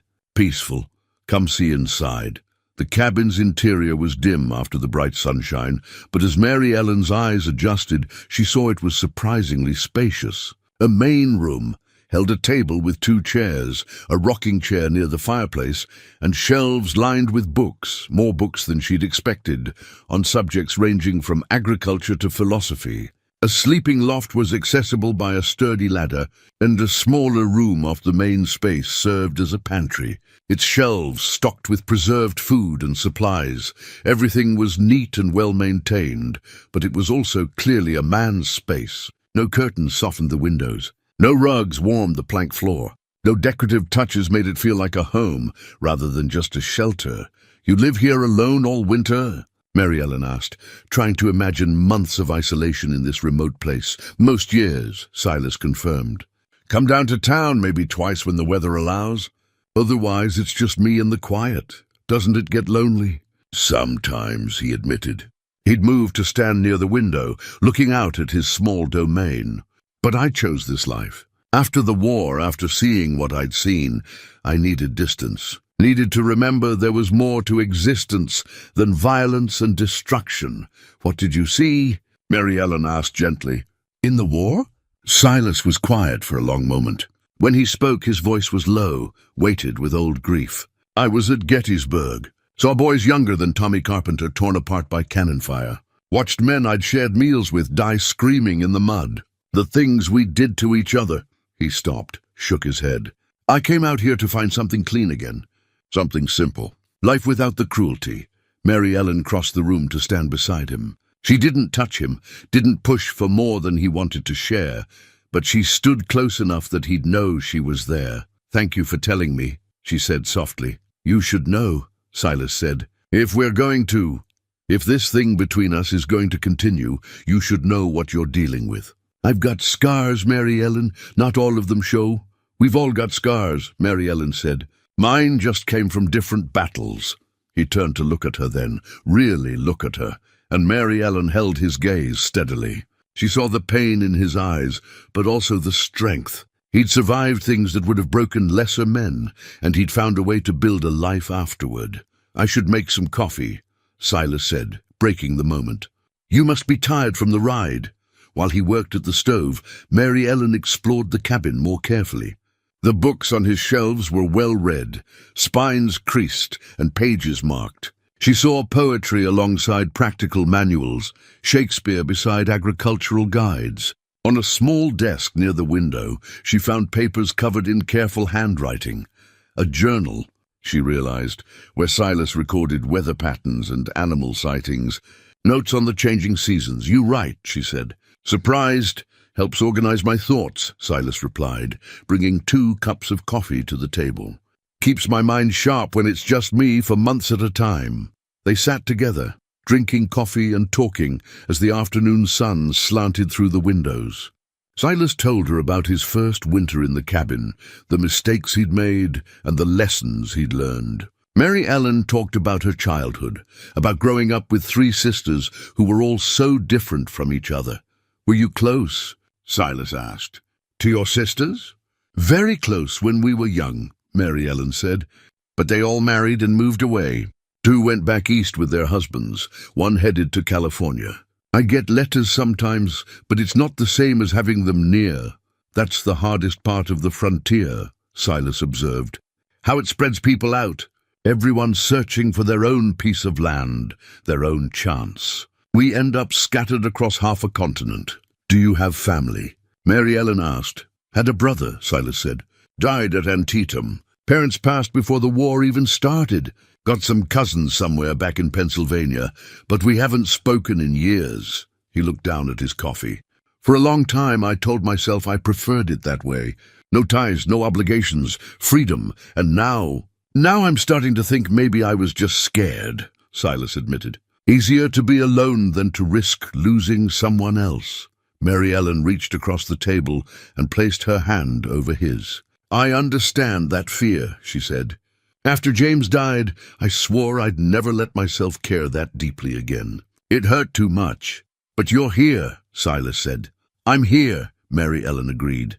They finished their coffee and Silas showed her the rest of his small homestead. The garden, where he grew vegetables to supplement his hunting.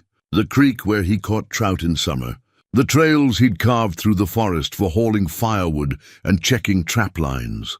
As they walked, Mary Ellen found herself imagining what it would be like to live here, to wake up to the sound of the creek and the wind in the pines. It was so different from town life, from the constant awareness of neighbors and expectations. Up here you could simply be yourself. Could you teach me? She asked suddenly. How to live like this? How to be self-sufficient? Silas looked at her with surprise and something that might have been hope. You'd want to learn? I think I would, Mary Ellen said. I'm tired of feeling helpless, of depending on other people's charity or goodwill. I want to know I can take care of myself no matter what happens. It's hard work, Silas warned, especially for someone who's not used to it. I'm not afraid of hard work, Mary Ellen said firmly. I've been working hard for months now just to survive in town. At least up here, the work would be for myself, on my own terms. Something shifted in Silas's expression, a door opening to possibilities neither of them had quite articulated yet. "All right," he said. "I'll teach you. But we start slow. No sense trying to learn everything at once." As the afternoon wore toward evening, they began the ride back to Pine Hollow. Mary Ellen was quiet on the return journey, processing everything she'd seen and learned. Silas's cabin wasn't just a building.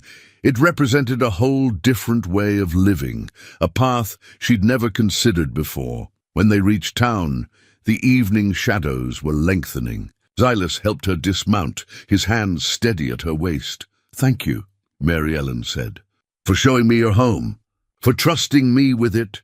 "Thank you for wanting to see it," Silas replied. He hesitated, then continued.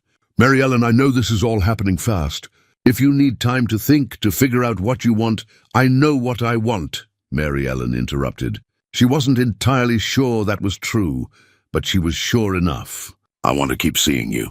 I want to learn from you. I want to see where this leads." Silas smiled, that rare, full smile again. "Then we'll see where it leads." He rode off into the gathering darkness, and Mary Ellen climbed the stairs to her room. Inside, she lit her lamp and sat at the small table thinking about the day. She'd seen Silas's world, understood him better, and in doing so, she'd begun to understand something about herself.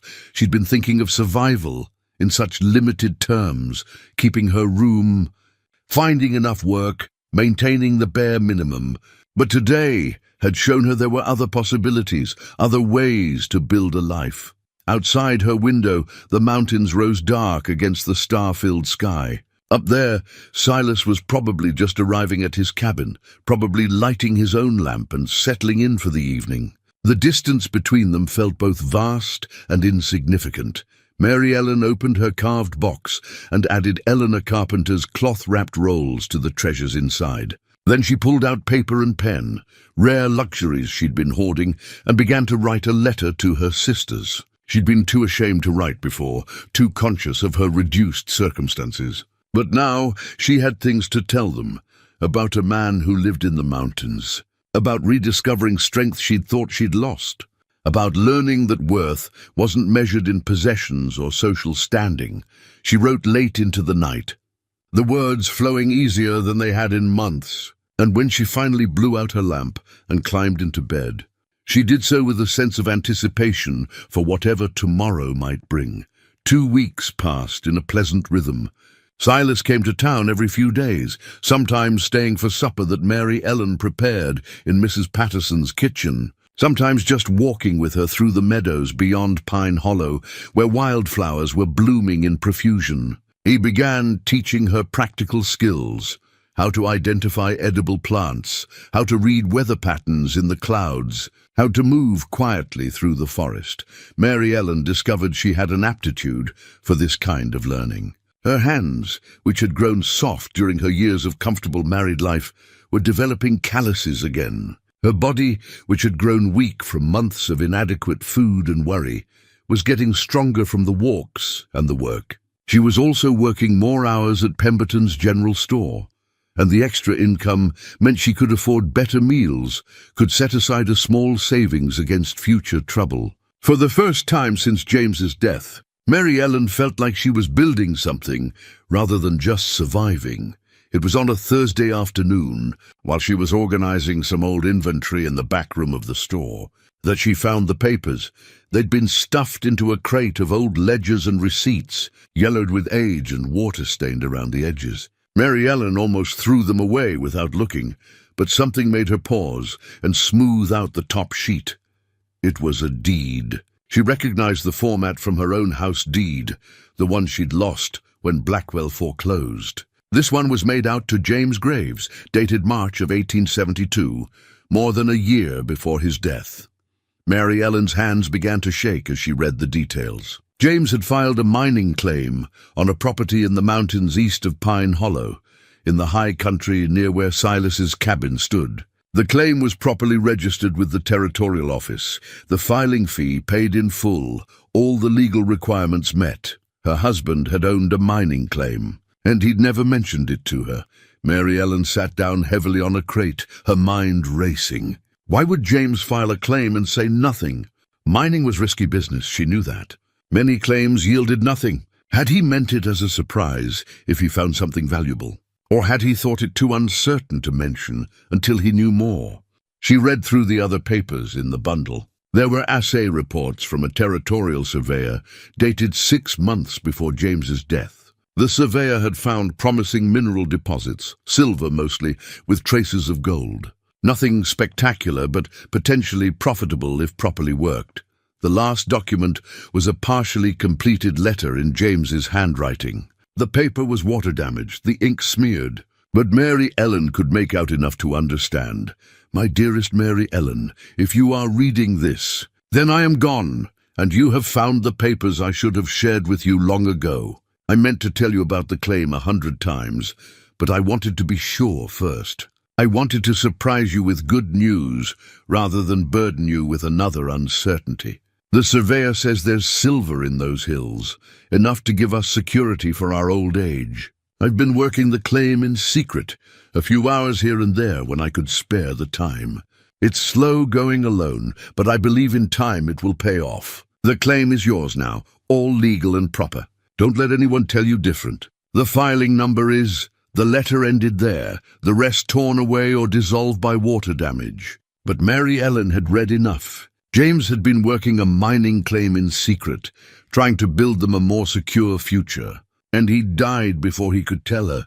She sat in the back room for a long time, holding the papers and feeling a complex mix of emotions. Gratitude that James had thought of their future. Frustration that he'd kept such an important secret. Grief that he'd never gotten to share it with her. And underneath it all, a growing excitement. She owned a mining claim. She owned property. She wasn't just the poor widow everyone pitied. She was a property owner with potentially valuable assets. Mary Ellen carefully folded the papers and tucked them into her apron pocket. She'd need to show them to someone who understood such things. Someone who could tell her if the claim was still valid and what it might be worth. She'd need to show them to Silas. That evening, as she was closing up the store, Mr. Pemberton noticed her distraction. "Something on your mind, Mary Ellen?" She hesitated, then decided he deserved to know. He'd been kind to her, and he'd been James's friend. "I found some papers today," she said slowly. "Old documents in the back room. They seem to show that James filed a mining claim before he died." Pemberton's eyebrows rose. "A claim? I never heard James mention any such thing." "Neither did I," Mary Ellen admitted. "But the papers look legitimate. I was thinking of asking Silas to help me locate the actual site, see if there's anything to it." "That's smart thinking," Pemberton said. "Silas knows that country better than anyone. If James filed a claim up there, Silas can find it." He paused, then added carefully, "You should be aware, though, news like this tends to travel fast in a small town. If word gets out that you might own valuable property, you'll have folks coming out of the woodwork with their hands out." "I'll be careful," Mary Ellen promised, but being careful proved harder than she anticipated. When she showed up at Mrs. Patterson's boarding house the next morning for work, she found the older woman in an unusual state of agitation. "There's a man here to see you," Mrs. Patterson said, her voice tight. "Showed up first thing this morning. Says he's got business with you regarding a property matter." Mary Ellen's stomach sank. "What man?" "Says his name is Blackwell. Marcus Blackwell was the wealthiest man in Pine Hollow, owner of the largest working mine in the territory and half the commercial properties in town. He was the man who'd held James's debt, who'd foreclosed on their house when Mary Ellen couldn't pay. He was smooth-spoken and well-dressed, with the kind of confidence that came from always getting what he wanted. Mary Ellen found him waiting in Mrs. Patterson's parlor, sitting in the best chair as if he owned it. He stood when she entered, offering a practiced smile that didn't reach his eyes. "Mrs. Graves," he said warmly, "how good to see you looking so well. I understand congratulations are in order." "I don't know what you mean," Mary Ellen said carefully. "Come now, no need for modesty. Word travels fast in Pine Hollow. I heard you've discovered that your late husband filed a mining claim." "That's wonderful news, truly." Blackwell's smile widened. "I actually came to offer my assistance." "What kind of assistance?" "Mining is a complex business, Mrs. Graves. It requires capital for equipment, knowledge of extraction techniques, connections for selling the ore. A widow operating alone would face significant challenges. He moved closer, his voice dropping to a confidential tone. I'd like to offer you a partnership. I'll provide everything needed to develop the claim, workers, equipment, expertise. In exchange, I'd take a modest percentage of the profits. Say 75%? 75%. Mary Ellen kept her face neutral, but anger flared in her chest. That seems like quite a large percentage, Mr. Blackwell. It reflects the significant investment I'd be making, Blackwell said smoothly. And really, 25% of a working mine is far more valuable than 100% of an unworked claim. You'd be getting the better end of the deal. I'll need time to think about it, Mary Ellen said. Blackwell's expression hardened slightly. Of course, but don't take too long. Mining claims can be tricky things, legally speaking. If there's any question about the proper filing procedures, any irregularity in the paperwork, the claim could be challenged. I'd hate to see you lose everything because of a technicality. The threat was thinly veiled, but unmistakable. If Mary Ellen didn't accept his terms, Blackwell would find a way to take the claim from her entirely. I understand, Mary Ellen said, keeping her voice level despite the fury building inside her. I'll give your offer due consideration. After Blackwell left, Mrs. Patterson came into the parlor. That man's a snake, she said bluntly. Don't trust a word he says. I don't, Mary Ellen assured her. But I need to understand my options. She spent the rest of the morning working mechanically, her mind occupied with the problem. By noon, she'd made a decision. She changed into practical clothes and walked to the edge of town, where Silas had told her he'd be working on the trail maintenance. She found him clearing fallen branches from a path, his shirt damp with honest sweat. When he saw her expression, he immediately set down his axe. What's wrong? Mary Ellen pulled the papers from her pocket and handed them to him. I found these yesterday at the store. They show that James filed a mining claim before he died. I didn't know anything about it. Silas read through the documents carefully, his expression growing more serious with each page. When he finished, he looked up at her with understanding in his grey eyes. This claim is in the high country, he said. Not far from my place, actually. I've seen evidence of someone working there. Old dig sites, tool marks. Never knew who'd done it. Can you help me find it? Mary Ellen asked. I need to know if it's real, if there's actually anything there. And I need to know before Blackwell finds a way to take it from me. Blackwell's already approached you. Silas's voice had gone hard. Mary Ellen explained the morning's encounter, including Blackwell's thinly veiled threat about legal technicalities. By the time she finished, Silas's jaw was tight with anger. That's how he operates, Silas said. Finds vulnerable people, makes them think they need him, then takes everything they've got. He did the same thing to the Hansen family 2 years ago. They discovered copper on their property, and within 6 months, Blackwell owned the whole lot. I won't let him do that to me, Mary Ellen said firmly. I won't give him James's claim without a fight. You won't have to fight alone, Silas said. We'll go up there tomorrow, assess the site properly. If there's value in that claim, we'll make sure it stays yours. That night, Mary Ellen couldn't sleep. She lay in her narrow bed, staring at the ceiling, thinking about James and his secret project. She wished he were here to explain, to tell her what he'd been planning. But he wasn't, and she had to navigate this alone, or rather with Silas's help. The thought of Silas brought a warmth to her chest that had nothing to do with the mining claim. In the weeks since the dance, he'd become someone she relied on, someone she trusted. More than that, if she was honest with herself. The feelings growing between them were becoming harder to deny or dismiss. But first, she had to deal with the claim. She had to protect what James had left her, had to prove to Blackwell and everyone else in Pine Hollow that she was stronger than they thought. As dawn broke over the mountains, Mary Ellen rose and dressed in her sturdiest clothes. She packed water and food, tucked the deed papers safely in her pocket, and headed out to meet Silas. Whatever they found at James's claim, whatever challenges lay ahead, she was ready to face them. The time for being invisible, for accepting other people's judgment of her worth, was over. Mary Ellen Graves was going to fight for what was hers. The ride to James's mining claim took most of the morning. Silas led the way along trails that grew increasingly rough and narrow as they climbed into the high country. Mary Ellen followed on Daisy, the gentle mare picking her way carefully over rocks and roots.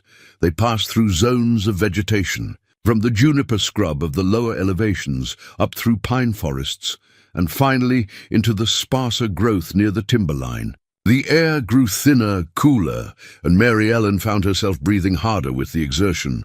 "Not much farther," Silas called back to her. "According to the claim coordinates, we're close." Another 20 minutes of riding brought them to a narrow valley tucked between two ridges. A small creek ran through it, probably fed by snowmelt from the peaks above. The valley sides were rocky and steep, the kind of terrain that might hide valuable mineral deposits. Silas dismounted and helped Mary Ellen down. Together, they searched the area, looking for signs of James's work. It didn't take long to find them. Near the creek, partially hidden by brush that had grown up in the past year, was a mine entrance, or rather, the beginning of one. Someone had excavated about 15 feet into the hillside, shoring up the tunnel with rough timber supports. Tools lay scattered nearby, a pickaxe with a broken handle, a shovel, a rusted bucket. Mary Ellen stood at the tunnel mouth, staring into the darkness. James had been here. Her husband had spent hours in this remote place, digging into the mountain, dreaming of a better future for them both. The thought brought tears to her eyes. He was working it alone, Silas observed, examining the site with a practiced eye. Must have taken him months to get this far. "It's dangerous work for one man. Why didn't he tell me?" Mary Ellen asked, her voice thick with emotion. "Why keep it secret?" "My guess," Silas said gently. "He wanted to be sure first. Then have pride, Mary Ellen. He probably didn't want to raise your hopes unless he knew it would pay off." Mary Ellen wiped her eyes and squared her shoulders. "Can you tell if there's actually anything here? If the claim is worth fighting for?" Silas found a lantern among the scattered tools, still with oil in it. He lit it and ventured into the tunnel, moving carefully. Mary Ellen waited outside, her heart pounding with a mix of hope and dread. After what felt like an eternity, but was probably only 15 minutes, Silas emerged, his expression thoughtful. "There's silver ore in there," he said. "I can see the veins running through the rock. Not huge deposits, but steady. With proper equipment and consistent work, this could be profitable. Not a fortune, but enough to live comfortably." Mary Ellen felt relief wash over her. The claim was real. James hadn't been chasing a fantasy. There was actual value here. "However," Silas continued, his tone growing serious, "developing this properly will take resources. Equipment, at minimum. Maybe hired help if you want to speed things up. And that's where Blackwell becomes a problem." "How so?" "You need capital to develop a mine. Most people in your position have to take on investors or partners. Blackwell knows that. He's counting on you not having the money to do this alone, which means you'll have to come to him, or someone like him, for help. Is there another option?" Mary Ellen asked. Silas was quiet for a moment, clearly thinking. "There might be," he said slowly. "I've got some savings put away. Not a fortune, but enough to buy basic equipment. And I know this country, know how to work safely in conditions like this. If you were willing to split the work and the profits, we could develop this claim together. No outside investors needed." Mary Ellen looked at him in surprise.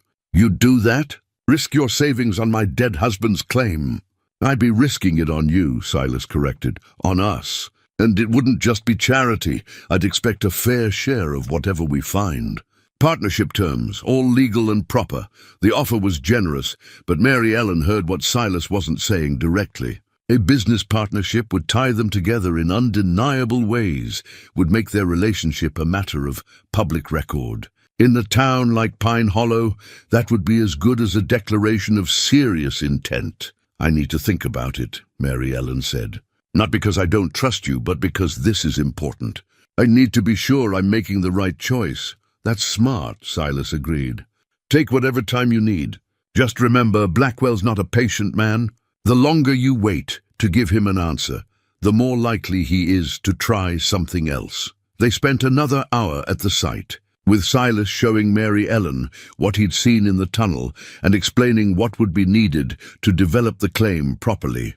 As he talked, Mary Ellen found herself watching him, the way his hands moved when he explained something, the patient tone he took when making sure she understood, the respect he showed for her intelligence and ability to grasp complex concepts.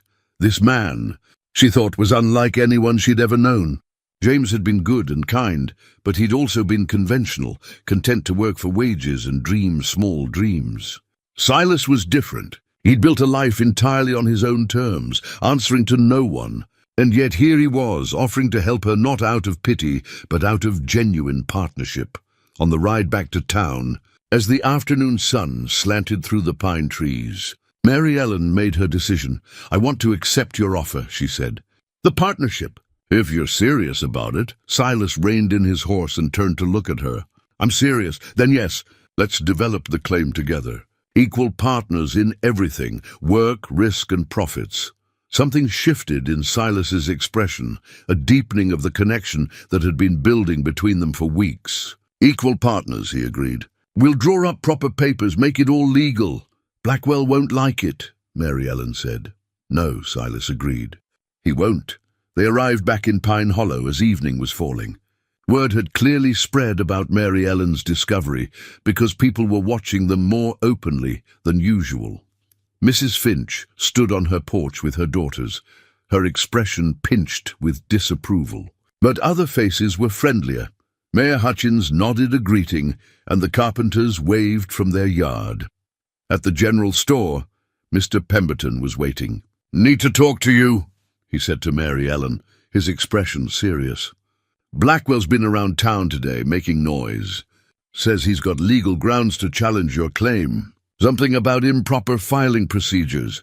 "He's bluffing," Silas said flatly. "Those papers are in perfect order. I checked them myself." "Maybe so," Pemberton agreed. "But Blackwell's got money for lawyers, and lawyers can make all kinds of trouble, even when they're wrong. Just wanted you to know what you're up against." Mary Ellen felt her resolve harden. "Let him try.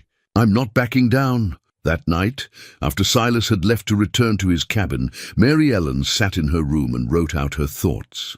She'd started keeping a journal since finding James's unfinished letter, needing somewhere to sort through the complicated emotions that kept surfacing. She wrote about the mining claim and what it meant. Not just the potential income, but the independence it represented. She wrote about Silas and their emerging partnership, both business and personal. And she wrote about fear, because underneath all the determination and newfound strength, she was still afraid. Afraid that Blackwell would find a way to take everything. Afraid that she was moving too fast with Silas, letting hope override caution. Afraid that she'd lose this chance at a new life, just as she'd lost everything else. But fear, Mary Ellen wrote, wasn't a good enough reason to give up. She'd been afraid for months now, and where had that gotten her? Alone, poor, invisible, no more. She was going to fight for what was hers, and she was going to fight with everything she had. The next morning, Mary Ellen was opening the general store when a well-dressed man she didn't recognize approached. He introduced himself as William Porter, attorney at law, representing Mr. Marcus Blackwell. "Mr. Blackwell wanted me to review the documentation regarding your late husband's mining claim," Porter said, his tone professionally pleasant. "There appear to be some irregularities that need to be addressed." "What kind of irregularities?" Mary Ellen asked, keeping her voice steady. "Technical matters regarding the filing date and the survey boundaries. Nothing that can't be resolved, but it will require a proper legal review.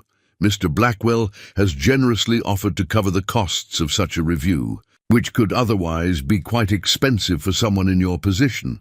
Mary Ellen understood the veiled threat. Either accept Blackwell's partnership offer or face expensive legal proceedings that could drain her resources and potentially invalidate the claim entirely. "Tell Mr. Blackwell I appreciate his concern," Mary Ellen said carefully. "But I have my own representation, and will be handling any legal matters ourselves." Porter's eyebrows rose slightly. "Your own representation? May I ask who?" "Mayor Hutchins used to practice law before he went into politics," Mary Ellen said, the idea coming to her even as she spoke. I'm sure he'll be happy to review the documentation and ensure everything is in order. It was a gamble. She didn't know if Mayor Hutchins would actually agree to help her, or if he had the legal expertise to stand up to Blackwell's lawyers. But she couldn't let Porter see weakness or uncertainty. "I see," Porter said, his pleasant expression cooling slightly. "Well, you'll be hearing from us formally once we've completed our review." "Good day, Mrs. Graves." After he left, Mary Ellen's hands were shaking. She'd just essentially declared war on the most powerful man in Pine Hollow. There would be consequences, but she'd also just discovered something important about herself. She was tired of being afraid, tired of letting powerful men dictate her life. Whatever came next, she would face it standing tall. At midday, when she took her break, Mary Ellen walked to the mayor's office. Hutchins listened carefully as she explained the situation, his expression growing more serious as she detailed Blackwell's tactics. "He's playing a familiar game," Hutchins said when she finished. "Intimidation through legal complexity. The truth is, your claim is probably solid. I'd need to see the papers to be sure, but from what you've described, James followed all the proper procedures. Then why is Blackwell pushing so hard?" "Because he knows the claim is valuable, and he wants it." Hutchins leaned back in his chair, thinking. "Here's what I can do. I'll review your documentation, make sure everything's genuinely in order. If there are any technical issues, we'll fix them before Blackwell's lawyers can exploit them. And I'll file a formal statement with the Territorial Land Office confirming the validity of your claim. You'd do that for me?" "I'd do it because it's right," Hutchins said firmly. "Blackwell's been using these tactics for years, and it's time someone stood up to him. Besides, you've got the law on your side, Mary Ellen. We just need to make sure you're protected." Mary Ellen felt tears of gratitude threatening. "Thank you, Mayor Hutchins. I don't know how to repay you. No repayment necessary. Just promise me something when this claim starts producing. You'll remember the little people in this town who helped you along the way." That evening, as Mary Ellen was walking back to her room, she encountered Clara Jensen, the young widow who'd been watching her and Silas with such longing at church. Clara was perhaps 25, pretty in a delicate way, and she'd lost her husband to a logging accident the previous year. "Mrs. Graves," Clara said, her voice soft. "I hope I'm not being too forward, but I wanted to tell you something." "Of course," Mary Ellen said. "What is it?" "I've been watching you these past few weeks, watching how you've handled everything, the gossip, the poverty, now this business with the mining claim. You're so strong, so brave." "I wish I could be like that." Mary Ellen looked at the younger woman with surprise. She'd never thought of herself as particularly brave or strong. She'd just been surviving, making the best choices she could with limited options. "You're stronger than you think," Mary Ellen said gently. "We all are. We just don't know it until we're tested. Mr. Boone is lucky to have found you," Clara said. "He's a good man. I hope you'll be very happy together." After Clara left, Mary Ellen stood in the street for a long moment, thinking about what the young widow had said. She and Silas weren't officially courting, hadn't made any formal declarations, but clearly the whole town had already decided their future. The thought was both unsettling and oddly comforting. Maybe it was time to stop worrying about what people thought and start focusing on what she wanted. And what she wanted, she was beginning to realize, was a future with Silas Boone. Not because she needed rescuing, but because she genuinely liked and respected the man he was. That night, Mary Ellen slept better than she had in days. Tomorrow, she'd meet with Mayor Hutchins to review the claim papers. Tomorrow, she'd continue working at the store, building her savings. Tomorrow, she'd take another step toward the future she was beginning to envision. But tonight, she let herself simply rest, secure in the knowledge that she wasn't alone anymore. She had allies, she had options, and most importantly, she had herself, stronger and more capable than she'd ever imagined she could be. The fight with Blackwell was just beginning. But Mary Ellen Graves was ready for it. The week that followed was tense with anticipation and preparation. Mayor Hutchins reviewed Mary Ellen's claim documents thoroughly, confirming what Silas had already told her. Everything was in perfect legal order. James had been meticulous in his filing, following every territorial requirement to the letter. Armed with this confirmation, Hutchins filed the necessary statements with the Land Office, formally establishing Mary Ellen's ownership beyond any reasonable challenge. He also drafted a partnership agreement between Mary Ellen and Silas, spelling out their equal shares in both the work and profits from the claim. "This makes it clean," Hutchins explained as they reviewed the document in his office. "No question of impropriety, no suggestion that you're being taken advantage of. It's a straightforward business arrangement between equal partners." Mary Ellen signed her name carefully, aware that she was binding herself to Silas in ways that went beyond simple friendship. When Silas added his signature below hers, their eyes met, and Mary Ellen saw in his gaze the same awareness, the same understanding of what this represented. Blackwell's response came 3 days later. Mary Ellen was working at the general store when William Porter, Blackwell's attorney, arrived with official-looking documents. Mr. Pemberton called her to the front, his expression grave. "Mrs. Graves," Porter said with false courtesy, "I'm here to inform you that Mr. Blackwell is filing a formal challenge to your mining claim. He contends that your late husband's original survey was improperly conducted, which invalidates the claim boundaries. We have documentation suggesting the claim overlaps with property Mr. Blackwell already owns." Mary Ellen took the papers he offered, scanning them quickly. The legal language was dense and confusing, but the intent was clear. Blackwell was trying to claim that James's property was actually part of Blackwell's existing holdings.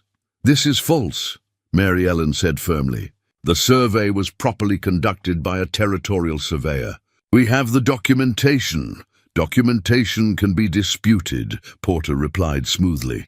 "Mr. Blackwell has his own survey from a more recent date that shows a different boundary line. The matter will need to be resolved in territorial court, which could take months. Expensive months, I might add." There it was, the real threat. Even if Mary Ellen ultimately won, the legal process would drain her resources and prevent her from working the claim during the dispute. However, Porter continued, "Mr. Blackwell remains willing to settle this matter amicably. His previous partnership offer still stands. Accept it, and all legal challenges will be withdrawn. Tell Mr. Blackwell," Mary Ellen said, her voice hard with suppressed anger, "that my answer is no. It was no yesterday, it's no today, and it will be no tomorrow. I will fight his challenge in court if necessary, but I will not give him what he's trying to steal." Porter's pleasant expression finally cracked, showing the cold calculation beneath. "You're making a mistake, Mrs. Graves. Mr. Blackwell always gets what he wants in the end. You'd be wise to accept the inevitable. Get out of my store," Mary Ellen said quietly. After Porter left, Mr. Pemberton came over and squeezed her shoulder. "That took courage," he said. "Most people cave when Blackwell turns on the pressure." "I'm not most people," Mary Ellen replied, though her hands were trembling. Word of the confrontation spread through Pine Hollow within hours. That evening, Mary Ellen found herself with unexpected visitors. The Carpenter family arrived at her room just after dinner, Eleanor carrying a basket of food. "We wanted you to know we stand with you," Eleanor said firmly. "Blackwell's been bullying people in this town for too long. It's time someone said enough." Other townspeople came by over the following days. Some brought food or small gifts. Others simply offered words of encouragement. Even Mrs. Patterson, not usually given to emotional displays, told Mary Ellen she was proud of her. But not everyone was supportive. Mrs. Finch and her circle made their disapproval abundantly clear. They whispered loudly whenever Mary Ellen passed, made pointed comments about women who didn't know their place, and generally did everything they could to make her uncomfortable. Mary Ellen ignored them. She had bigger concerns than Adelaide Finch's opinion. Silas came down from his cabin more frequently during this period, ostensibly to help with preparations for working the claim, but actually, Mary Ellen suspected, to make sure she was all right. His presence was steadying, a reminder that she wasn't facing Blackwell alone. On Sunday, when they attended church together, Reverend Morgan's sermon seemed particularly pointed. He spoke about David and Goliath, about how faith and courage could overcome seemingly impossible odds. "When we face giants," the Reverend said, his voice ringing through the small church, "we must remember that size and power are not the same as righteousness. The strong do not always prevail. Sometimes it is the humble, the faithful, the determined who triumph." After the service, the Reverend pulled Mary Ellen aside. "I want you to know that the church supports you," he said quietly. "If you need character witnesses for any legal proceedings, you'll have them. Plenty of them." The kindness of these gestures moved Mary Ellen deeply. For months, she'd felt isolated, dismissed as irrelevant. Now people were rallying to her cause, seeing in her struggle something larger than one woman's claim to a piece of mountain property. She was becoming, Mary Ellen realized, a symbol. Her fight against Blackwell represented something important to Pine Hollow. The idea that ordinary people could stand up to wealth and power, that dignity and determination mattered more than money. It was a heavy responsibility, but she was determined not to let them down. A week after Porter's visit, on a cool morning when mist still hung in the valleys, Mary Ellen and Silas rode out to the claim site. They'd purchased basic mining equipment with Silas's savings: picks, shovels, buckets, rope, and proper timber for shoring up the tunnel. "We'll start small," Silas explained as they unloaded the supplies. "Work safely, take our time. The silver's not going anywhere." They spent the day organizing the site, clearing away brush, and assessing what repairs the tunnel needed. It was hard, physical labor, but Mary Ellen found satisfaction in it. Every swing of the axe, every rock moved, every timber set in place was a tangible act of defiance against Blackwell's attempts to take what was hers. As the afternoon sun slanted across the narrow valley, they took a break beside the creek. Mary Ellen sat on a flat rock, drinking water and watching Silas examine a piece of ore he'd chipped from the tunnel wall. "It's good quality," he observed, turning the rock in his hands. "James had a good eye for promising sites. I wish I'd known about this place while he was alive," Mary Ellen said. "I could have helped him. We could have worked it together." "You're working it now," Silas pointed out. "Making his dream real. That's a kind of honor to his memory." Mary Ellen considered this. She'd been so focused on her grief and loss that she hadn't thought about it that way. But Silas was right. By developing the claim, she was completing what James had started, ensuring his efforts hadn't been for nothing. "Thank you," she said softly, "for helping me with this, for everything." Silas set down the oar and looked at her directly. "Mary Ellen, I need to say something. Been thinking about it for a while now, trying to find the right words." Mary Ellen's heart began to beat faster. "All right. When I first came to that dance," Silas said slowly, "I told myself I was just doing a decent thing, helping someone who needed help. But that wasn't entirely true, or at least it wasn't the whole truth." "What was the whole truth?" "I'd been watching you for months before that night," Silas admitted, "seeing how you handled losing everything, how you kept your dignity even when folks treated you poorly. I admired that, admired you, and I wanted—" He stopped, searching for words. "I wanted to know you better, to be part of your life." Mary Ellen felt warmth spreading through her chest. "I'm glad you crossed that floor. The thing is," Silas continued, "somewhere along the way, this stopped being about admiration or even friendship. I've developed feelings for you, Mary Ellen, strong feelings. And I know it's maybe too soon, you being widowed and all, but I needed you to know where I stand." Mary Ellen looked at this man who'd changed her life so completely in just a few weeks. He was waiting for her response, his weathered face open and vulnerable in a way she'd never seen before. "It's not too soon," she said quietly. "I have feelings for you too, Silas, have had for a while now. I was just afraid to acknowledge them, afraid it meant I was being disloyal to James's memory." "Loving again isn't disloyal," Silas said gently. "James wouldn't want you spending the rest of your life alone." "No," Mary Ellen agreed. "He wouldn't." She took a breath, committing herself. "I don't know what this becomes, you and me. We're still figuring each other out, but I want to find out. I want to see where it leads." Silas's face broke into that rare, full smile. He reached out and took her hand, his calloused fingers lacing with hers. They sat that way for a long time, holding hands beside the creek in the mountain valley, while the sun moved lower in the sky and the shadows grew longer. Eventually, they packed up their supplies and prepared for the ride back to town. But something had shifted between them. A door opened to possibilities neither had quite allowed themselves to imagine before. As they rode down out of the high country, Mary Ellen felt lighter than she had in months. The fight with Blackwell wasn't over. In fact, it was probably just beginning in earnest. But she didn't feel afraid anymore. She felt ready. Whatever came next, she'd face it with Silas beside her. And that made all the difference. They reached Pine Hollow as evening settled over the valley, the first stars appearing in the darkening sky. At the general store, Silas helped her dismount, his hands lingering at her waist.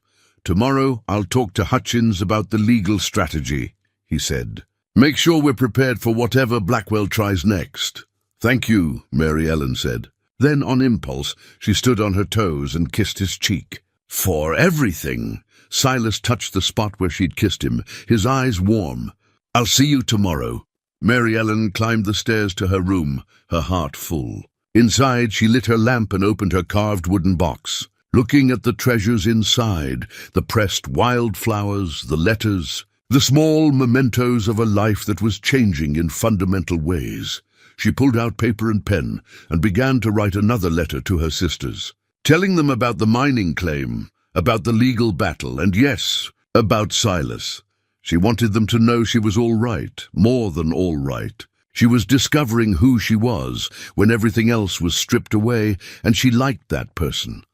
Outside her window, the mountains rose dark against the star-filled sky. Up there, in those high valleys and hidden places, lay her future, uncertain perhaps, but full of possibility. Mary Ellen finished her letter, sealed it carefully, and set it aside to mail in the morning.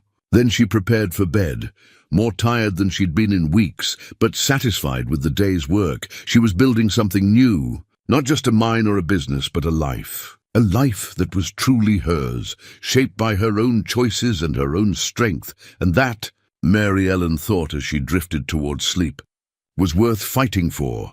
The legal battle with Blackwell escalated over the following weeks. Porter filed formal challenges to the claim's validity, arguing that survey boundaries were imprecise and that James had failed to meet certain filing requirements. Each challenge was more technical than the last, clearly designed to overwhelm Mary Ellen with complexity and legal fees.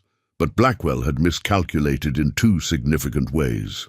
First, he'd underestimated Mayor Hutchins, who proved to be a skilled and tenacious legal advocate. The former attorney methodically countered each of Blackwell's arguments with evidence and territorial law, building an ironclad case for Mary Ellen's ownership. Second, and more importantly, Blackwell had underestimated the community's reaction. Pine Hollow was tired of watching their wealthiest citizen bully and manipulate people. Mary Ellen's stand had inspired something, a quiet but growing resistance. The resistance manifested in small but meaningful ways. When Blackwell's men tried to intimidate witnesses who could testify to James's proper claim procedures, those witnesses came forward anyway. When Blackwell attempted to pressure the Territorial Land Office to slow-walk Mary Ellen's paperwork, Mayor Hutchins called in favors from his years in politics and got it expedited. When Porter tried to schedule hearings at times when Mary Ellen would be unable to attend, the Carpenters and others offered to cover her shifts so she could be present. Through it all, Mary Ellen and Silas continued working the claim. They established a routine 3 days a week spent at the mine site, carefully extracting silver ore and expanding the tunnel. The rest of the time devoted to their respective jobs in town and the ongoing legal preparations. The work was hard, but rewarding. They were making real progress, pulling out ore that assayed well and promised good returns once they had enough to sell. More than that, they were learning to work together, developing the kind of seamless partnership that came from trust and mutual respect.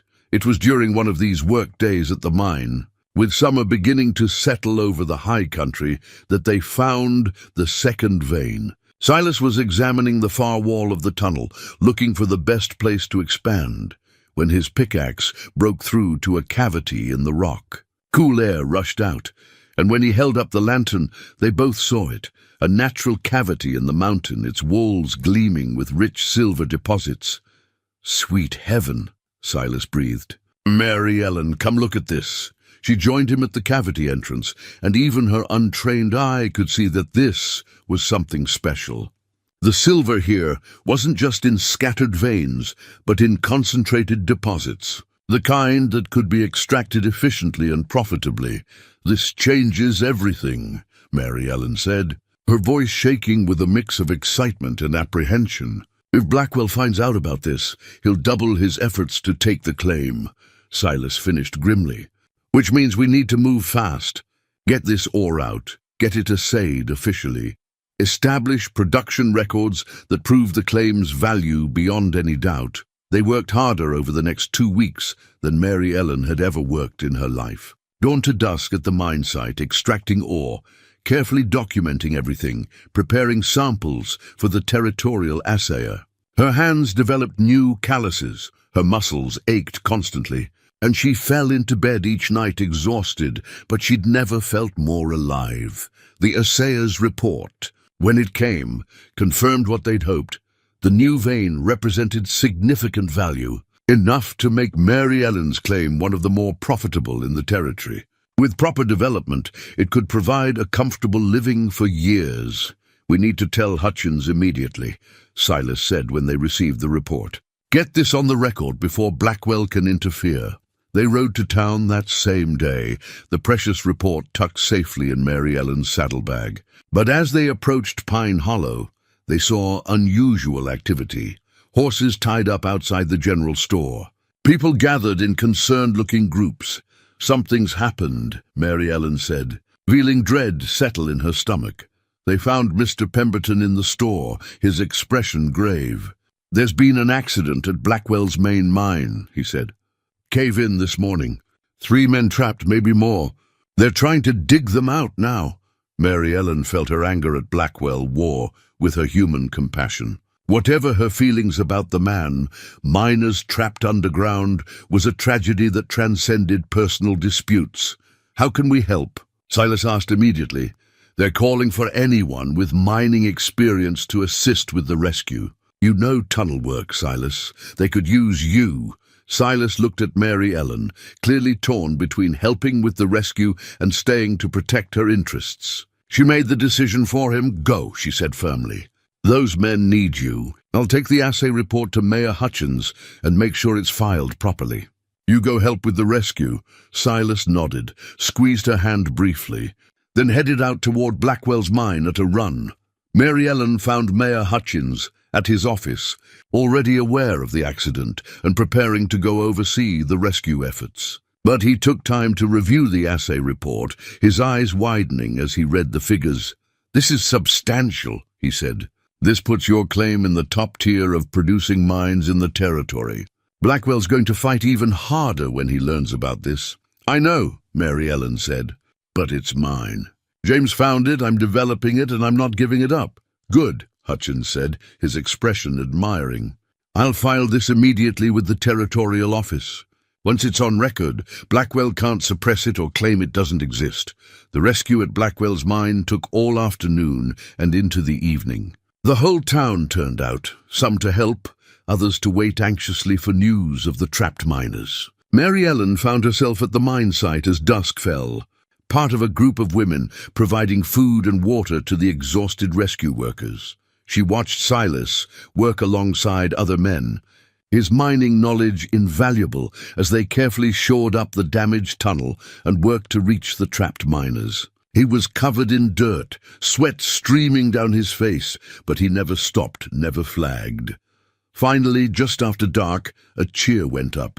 They'd reached the trapped men. All 3 were alive, injured but alive. As they were brought out on makeshift stretchers, relief swept through the crowd. Blackwell himself was there, directing operations, and Mary Ellen saw him notice her presence. For a moment, their eyes met across the chaos of the rescue site. His expression was complex. Anger, grudging respect, and something that might have been weariness. He made his way through the crowd toward her, and Mary Ellen steeled herself for confrontation. But when Blackwell spoke, his voice was surprisingly level. "Mrs. Graves, thank you for your assistance here tonight." "I came to help the miners," Mary Ellen said carefully. "Not you." "Even so."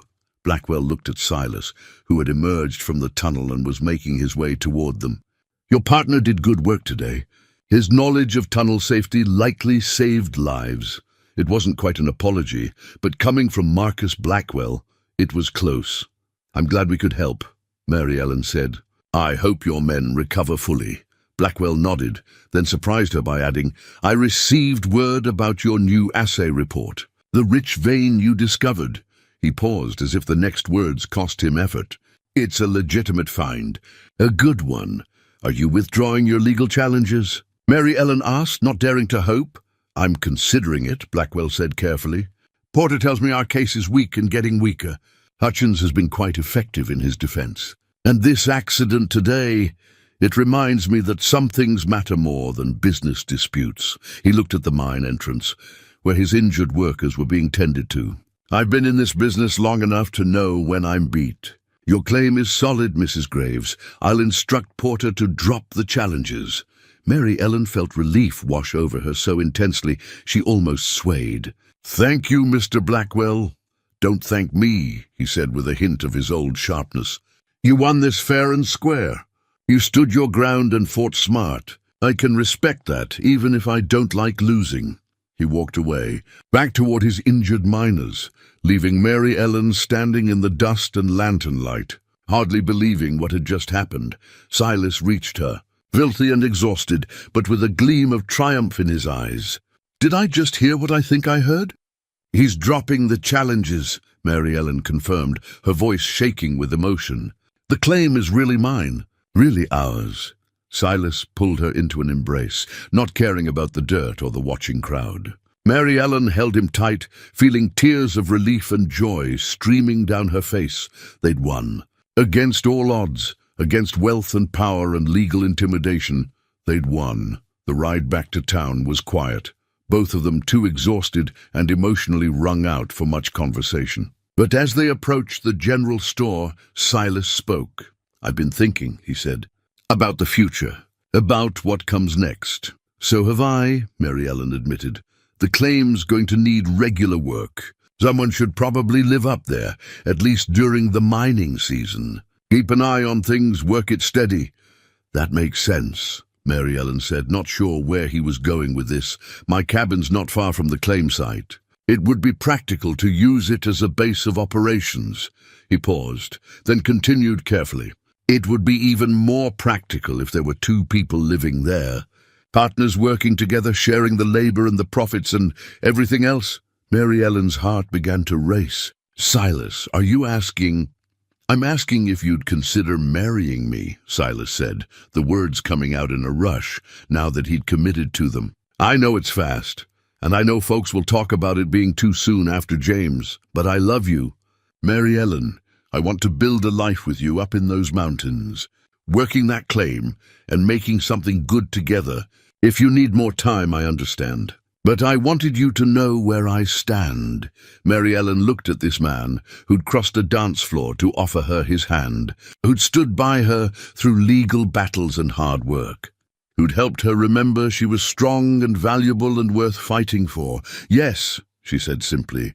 "Yes, I'll marry you." Silas's face transformed with joy. He helped her down from her horse and kissed her properly, right there on the street, not caring who might see or what they might say. Mary Ellen kissed him back, tasting dust and sweat and the promise of a future she'd never imagined 6 weeks ago when she'd stood invisible in the corner of a dance hall. When they finally broke apart, both of them were smiling. "Tomorrow I'll talk to Reverend Morgan," Silas said.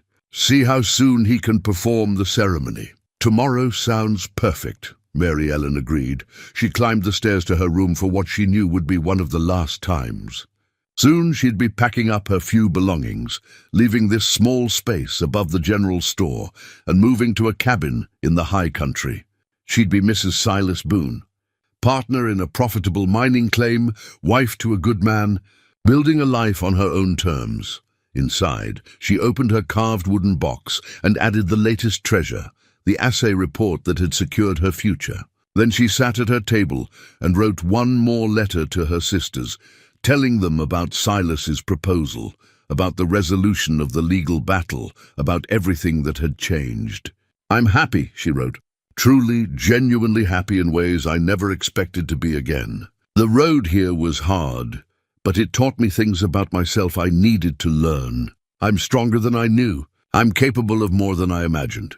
And I am worthy of love and respect and a good life, regardless of what I own or wear or how society judges me." She sealed the letter and set it aside. Tomorrow would bring new challenges, new work, new beginnings. But tonight, she let herself simply sit in gratitude for how far she'd come and anticipation for where she was going. Outside her window, the mountains rose dark against the star-filled sky, waiting. Her future was up there, in those high valleys and hidden places, and she was ready to claim it. The wedding took place 3 weeks later, on a Sunday morning in Pine Hollow's small church. It was a simple ceremony, nothing like the elaborate affair Mary Ellen's first wedding had been. But it was perfect in its own way. Mary Ellen wore a new dress, not fancy, but clean and pretty, made of blue calico with small white flowers. The fabric had been a gift from Eleanor Carpenter and the other women of Pine Hollow, who'd pooled their resources to give Mary Ellen something special for her wedding day. She'd wept when they'd presented it to her, overwhelmed by the kindness. Silas wore his best shirt, freshly pressed, his hair neatly trimmed and his face clean-shaven. He looked almost uncomfortable in his formal clothes, but when he saw Mary Ellen walking down the short aisle toward him, his expression softened into something that made her heart flutter. The church was nearly full. The Carpenter family occupied an entire row, little Sarah bouncing with excitement despite her mother's attempts to keep her still.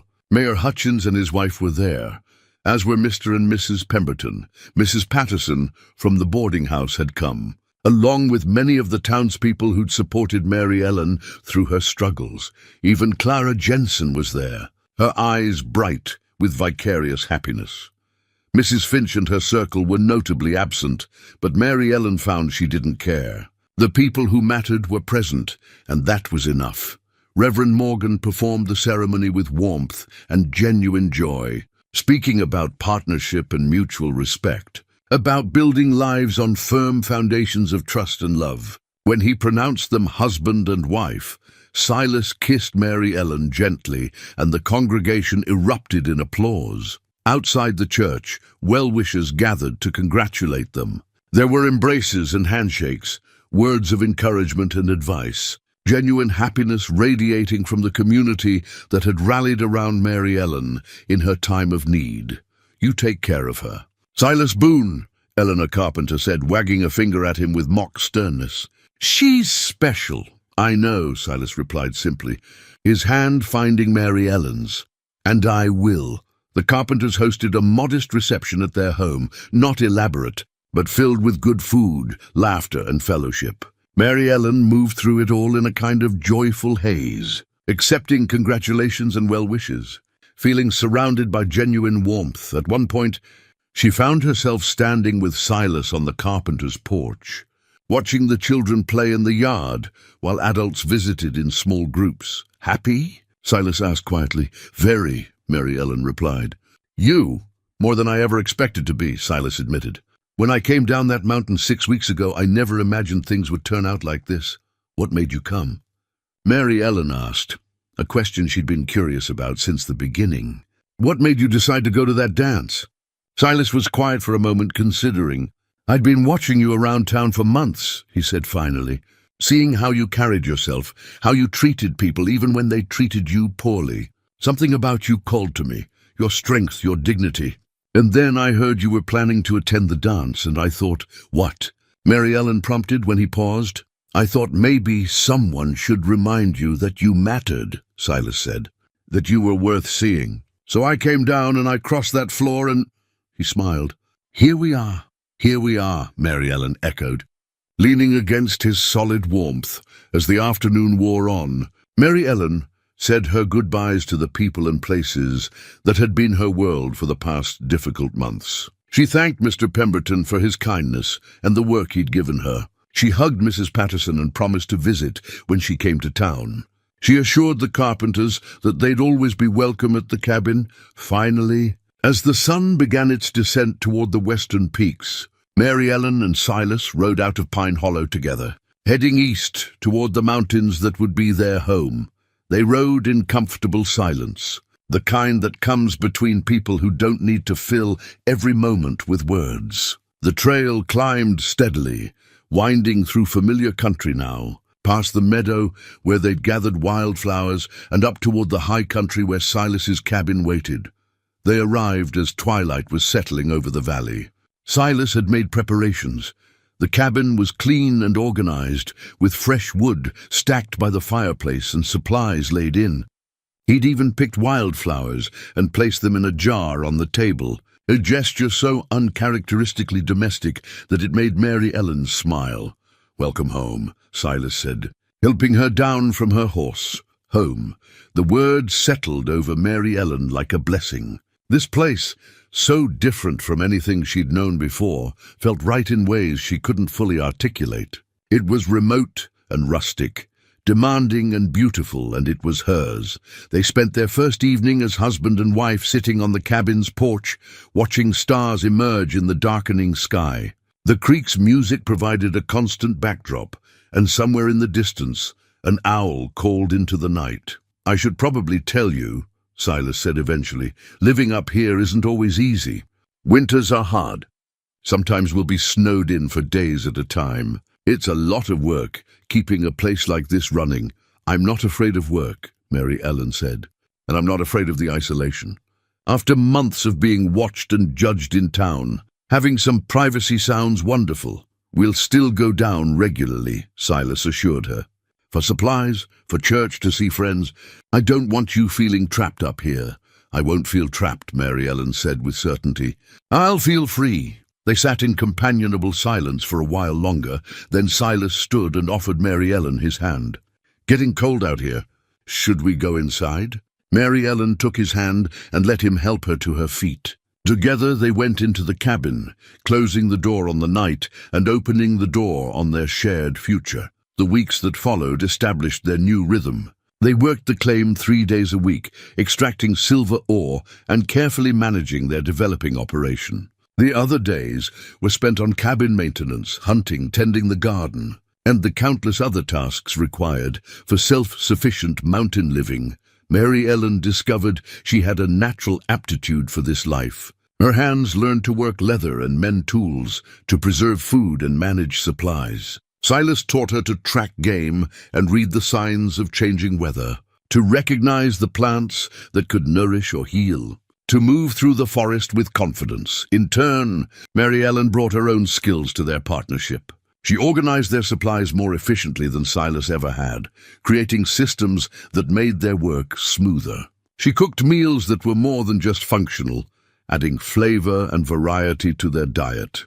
She brought books and reading to their long winter evenings, sharing stories and ideas that sparked conversations lasting late into the night.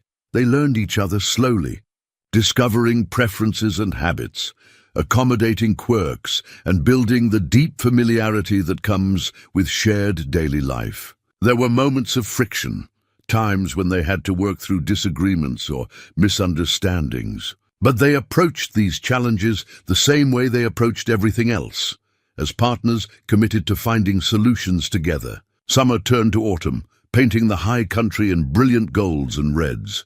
They made several trips to town during this period, selling their accumulated ore and purchasing supplies for the winter ahead. Each visit confirmed what Mary Ellen already knew.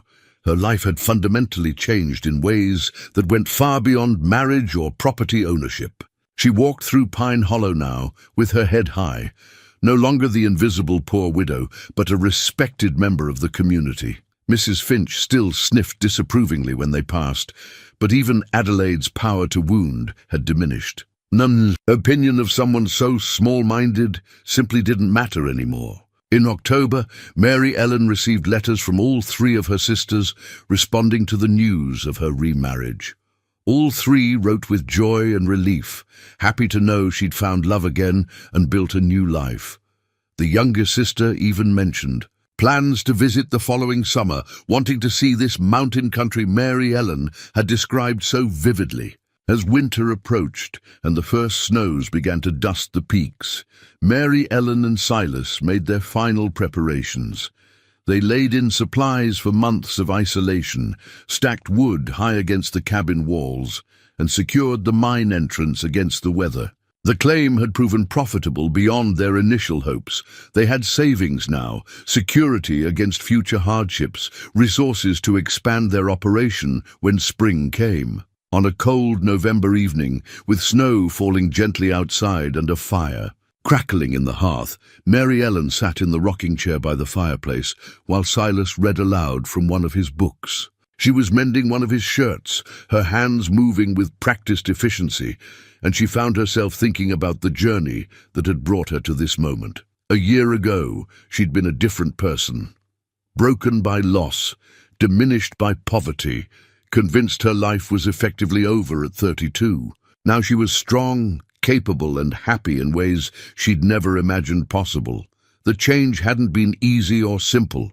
It had required courage she didn't know she possessed, determination that surprised even her, and the willingness to be vulnerable again after loss had made her want to hide forever. But most importantly, it had required the simple but profound act of being seen. Silas had seen her when she was invisible. He'd offered his hand when she stood alone. He'd reminded her that worth didn't come from possessions or social standing, but from character and heart. And in being seen by him, Mary Ellen had finally learned to see herself, to recognize her own strength and value, to understand that she deserved respect and love and a good life regardless of external circumstances. "What are you thinking about?" Silas asked, looking up from his book to find her watching him. "About that dance," Mary Ellen said, "about how different everything is now compared to 6 months ago." "Better?" Silas asked, though the question was mostly teasing. He knew the answer. "So much better," Mary Ellen confirmed. "Better than I ever dreamed possible when I was standing in that corner, trying to be invisible." "You could never be invisible," Silas said seriously, setting down his book. "Not to anyone who was really looking. You shine too bright for that." Mary Ellen set aside her mending and crossed to where Silas sat. She settled onto his lap, his arms coming around her automatically, and they sat together watching the fire-cast dancing shadows on the cabin walls. Outside, the snow continued to fall, blanketing the mountain in quiet white. The wind moved through the pine trees with its voice like distant water. The creek, beneath its growing skin of ice, sang its eternal song. And inside the cabin, warm and secure, two people who'd found each other against all odds sat in perfect contentment, building a life together one day at a time. Years later, when people in Pine Hollow told the story, and they did tell it again and again, the tale growing with each retelling, they would frame it as a romance. The mountain man who'd walked into a dance and chosen the poorest woman in town, defying social expectations and convention. But Mary Ellen knew the truth was both simpler and more profound than that. It wasn't a rescue, it was a recognition. Silas hadn't saved her. He'd simply seen her, really, truly seen her, and in that seeing had helped Mary Ellen remember how to see herself. She'd saved herself. One difficult choice at a time, one act of courage after another. She'd stood up to bullies and fought for what was hers. She'd learned new skills and discovered hidden strengths. She'd built a life on her own terms. Silas had walked beside her through it all, steady and supportive, but the strength had been hers all along. And that, Mary Ellen thought, as she sat in her mountain cabin with her husband's arms around her and the future stretching bright before them, was the real story worth telling. Not about being rescued, but about being reminded of your own power. Not about finding someone to complete you, but about finding someone who recognized you were already whole.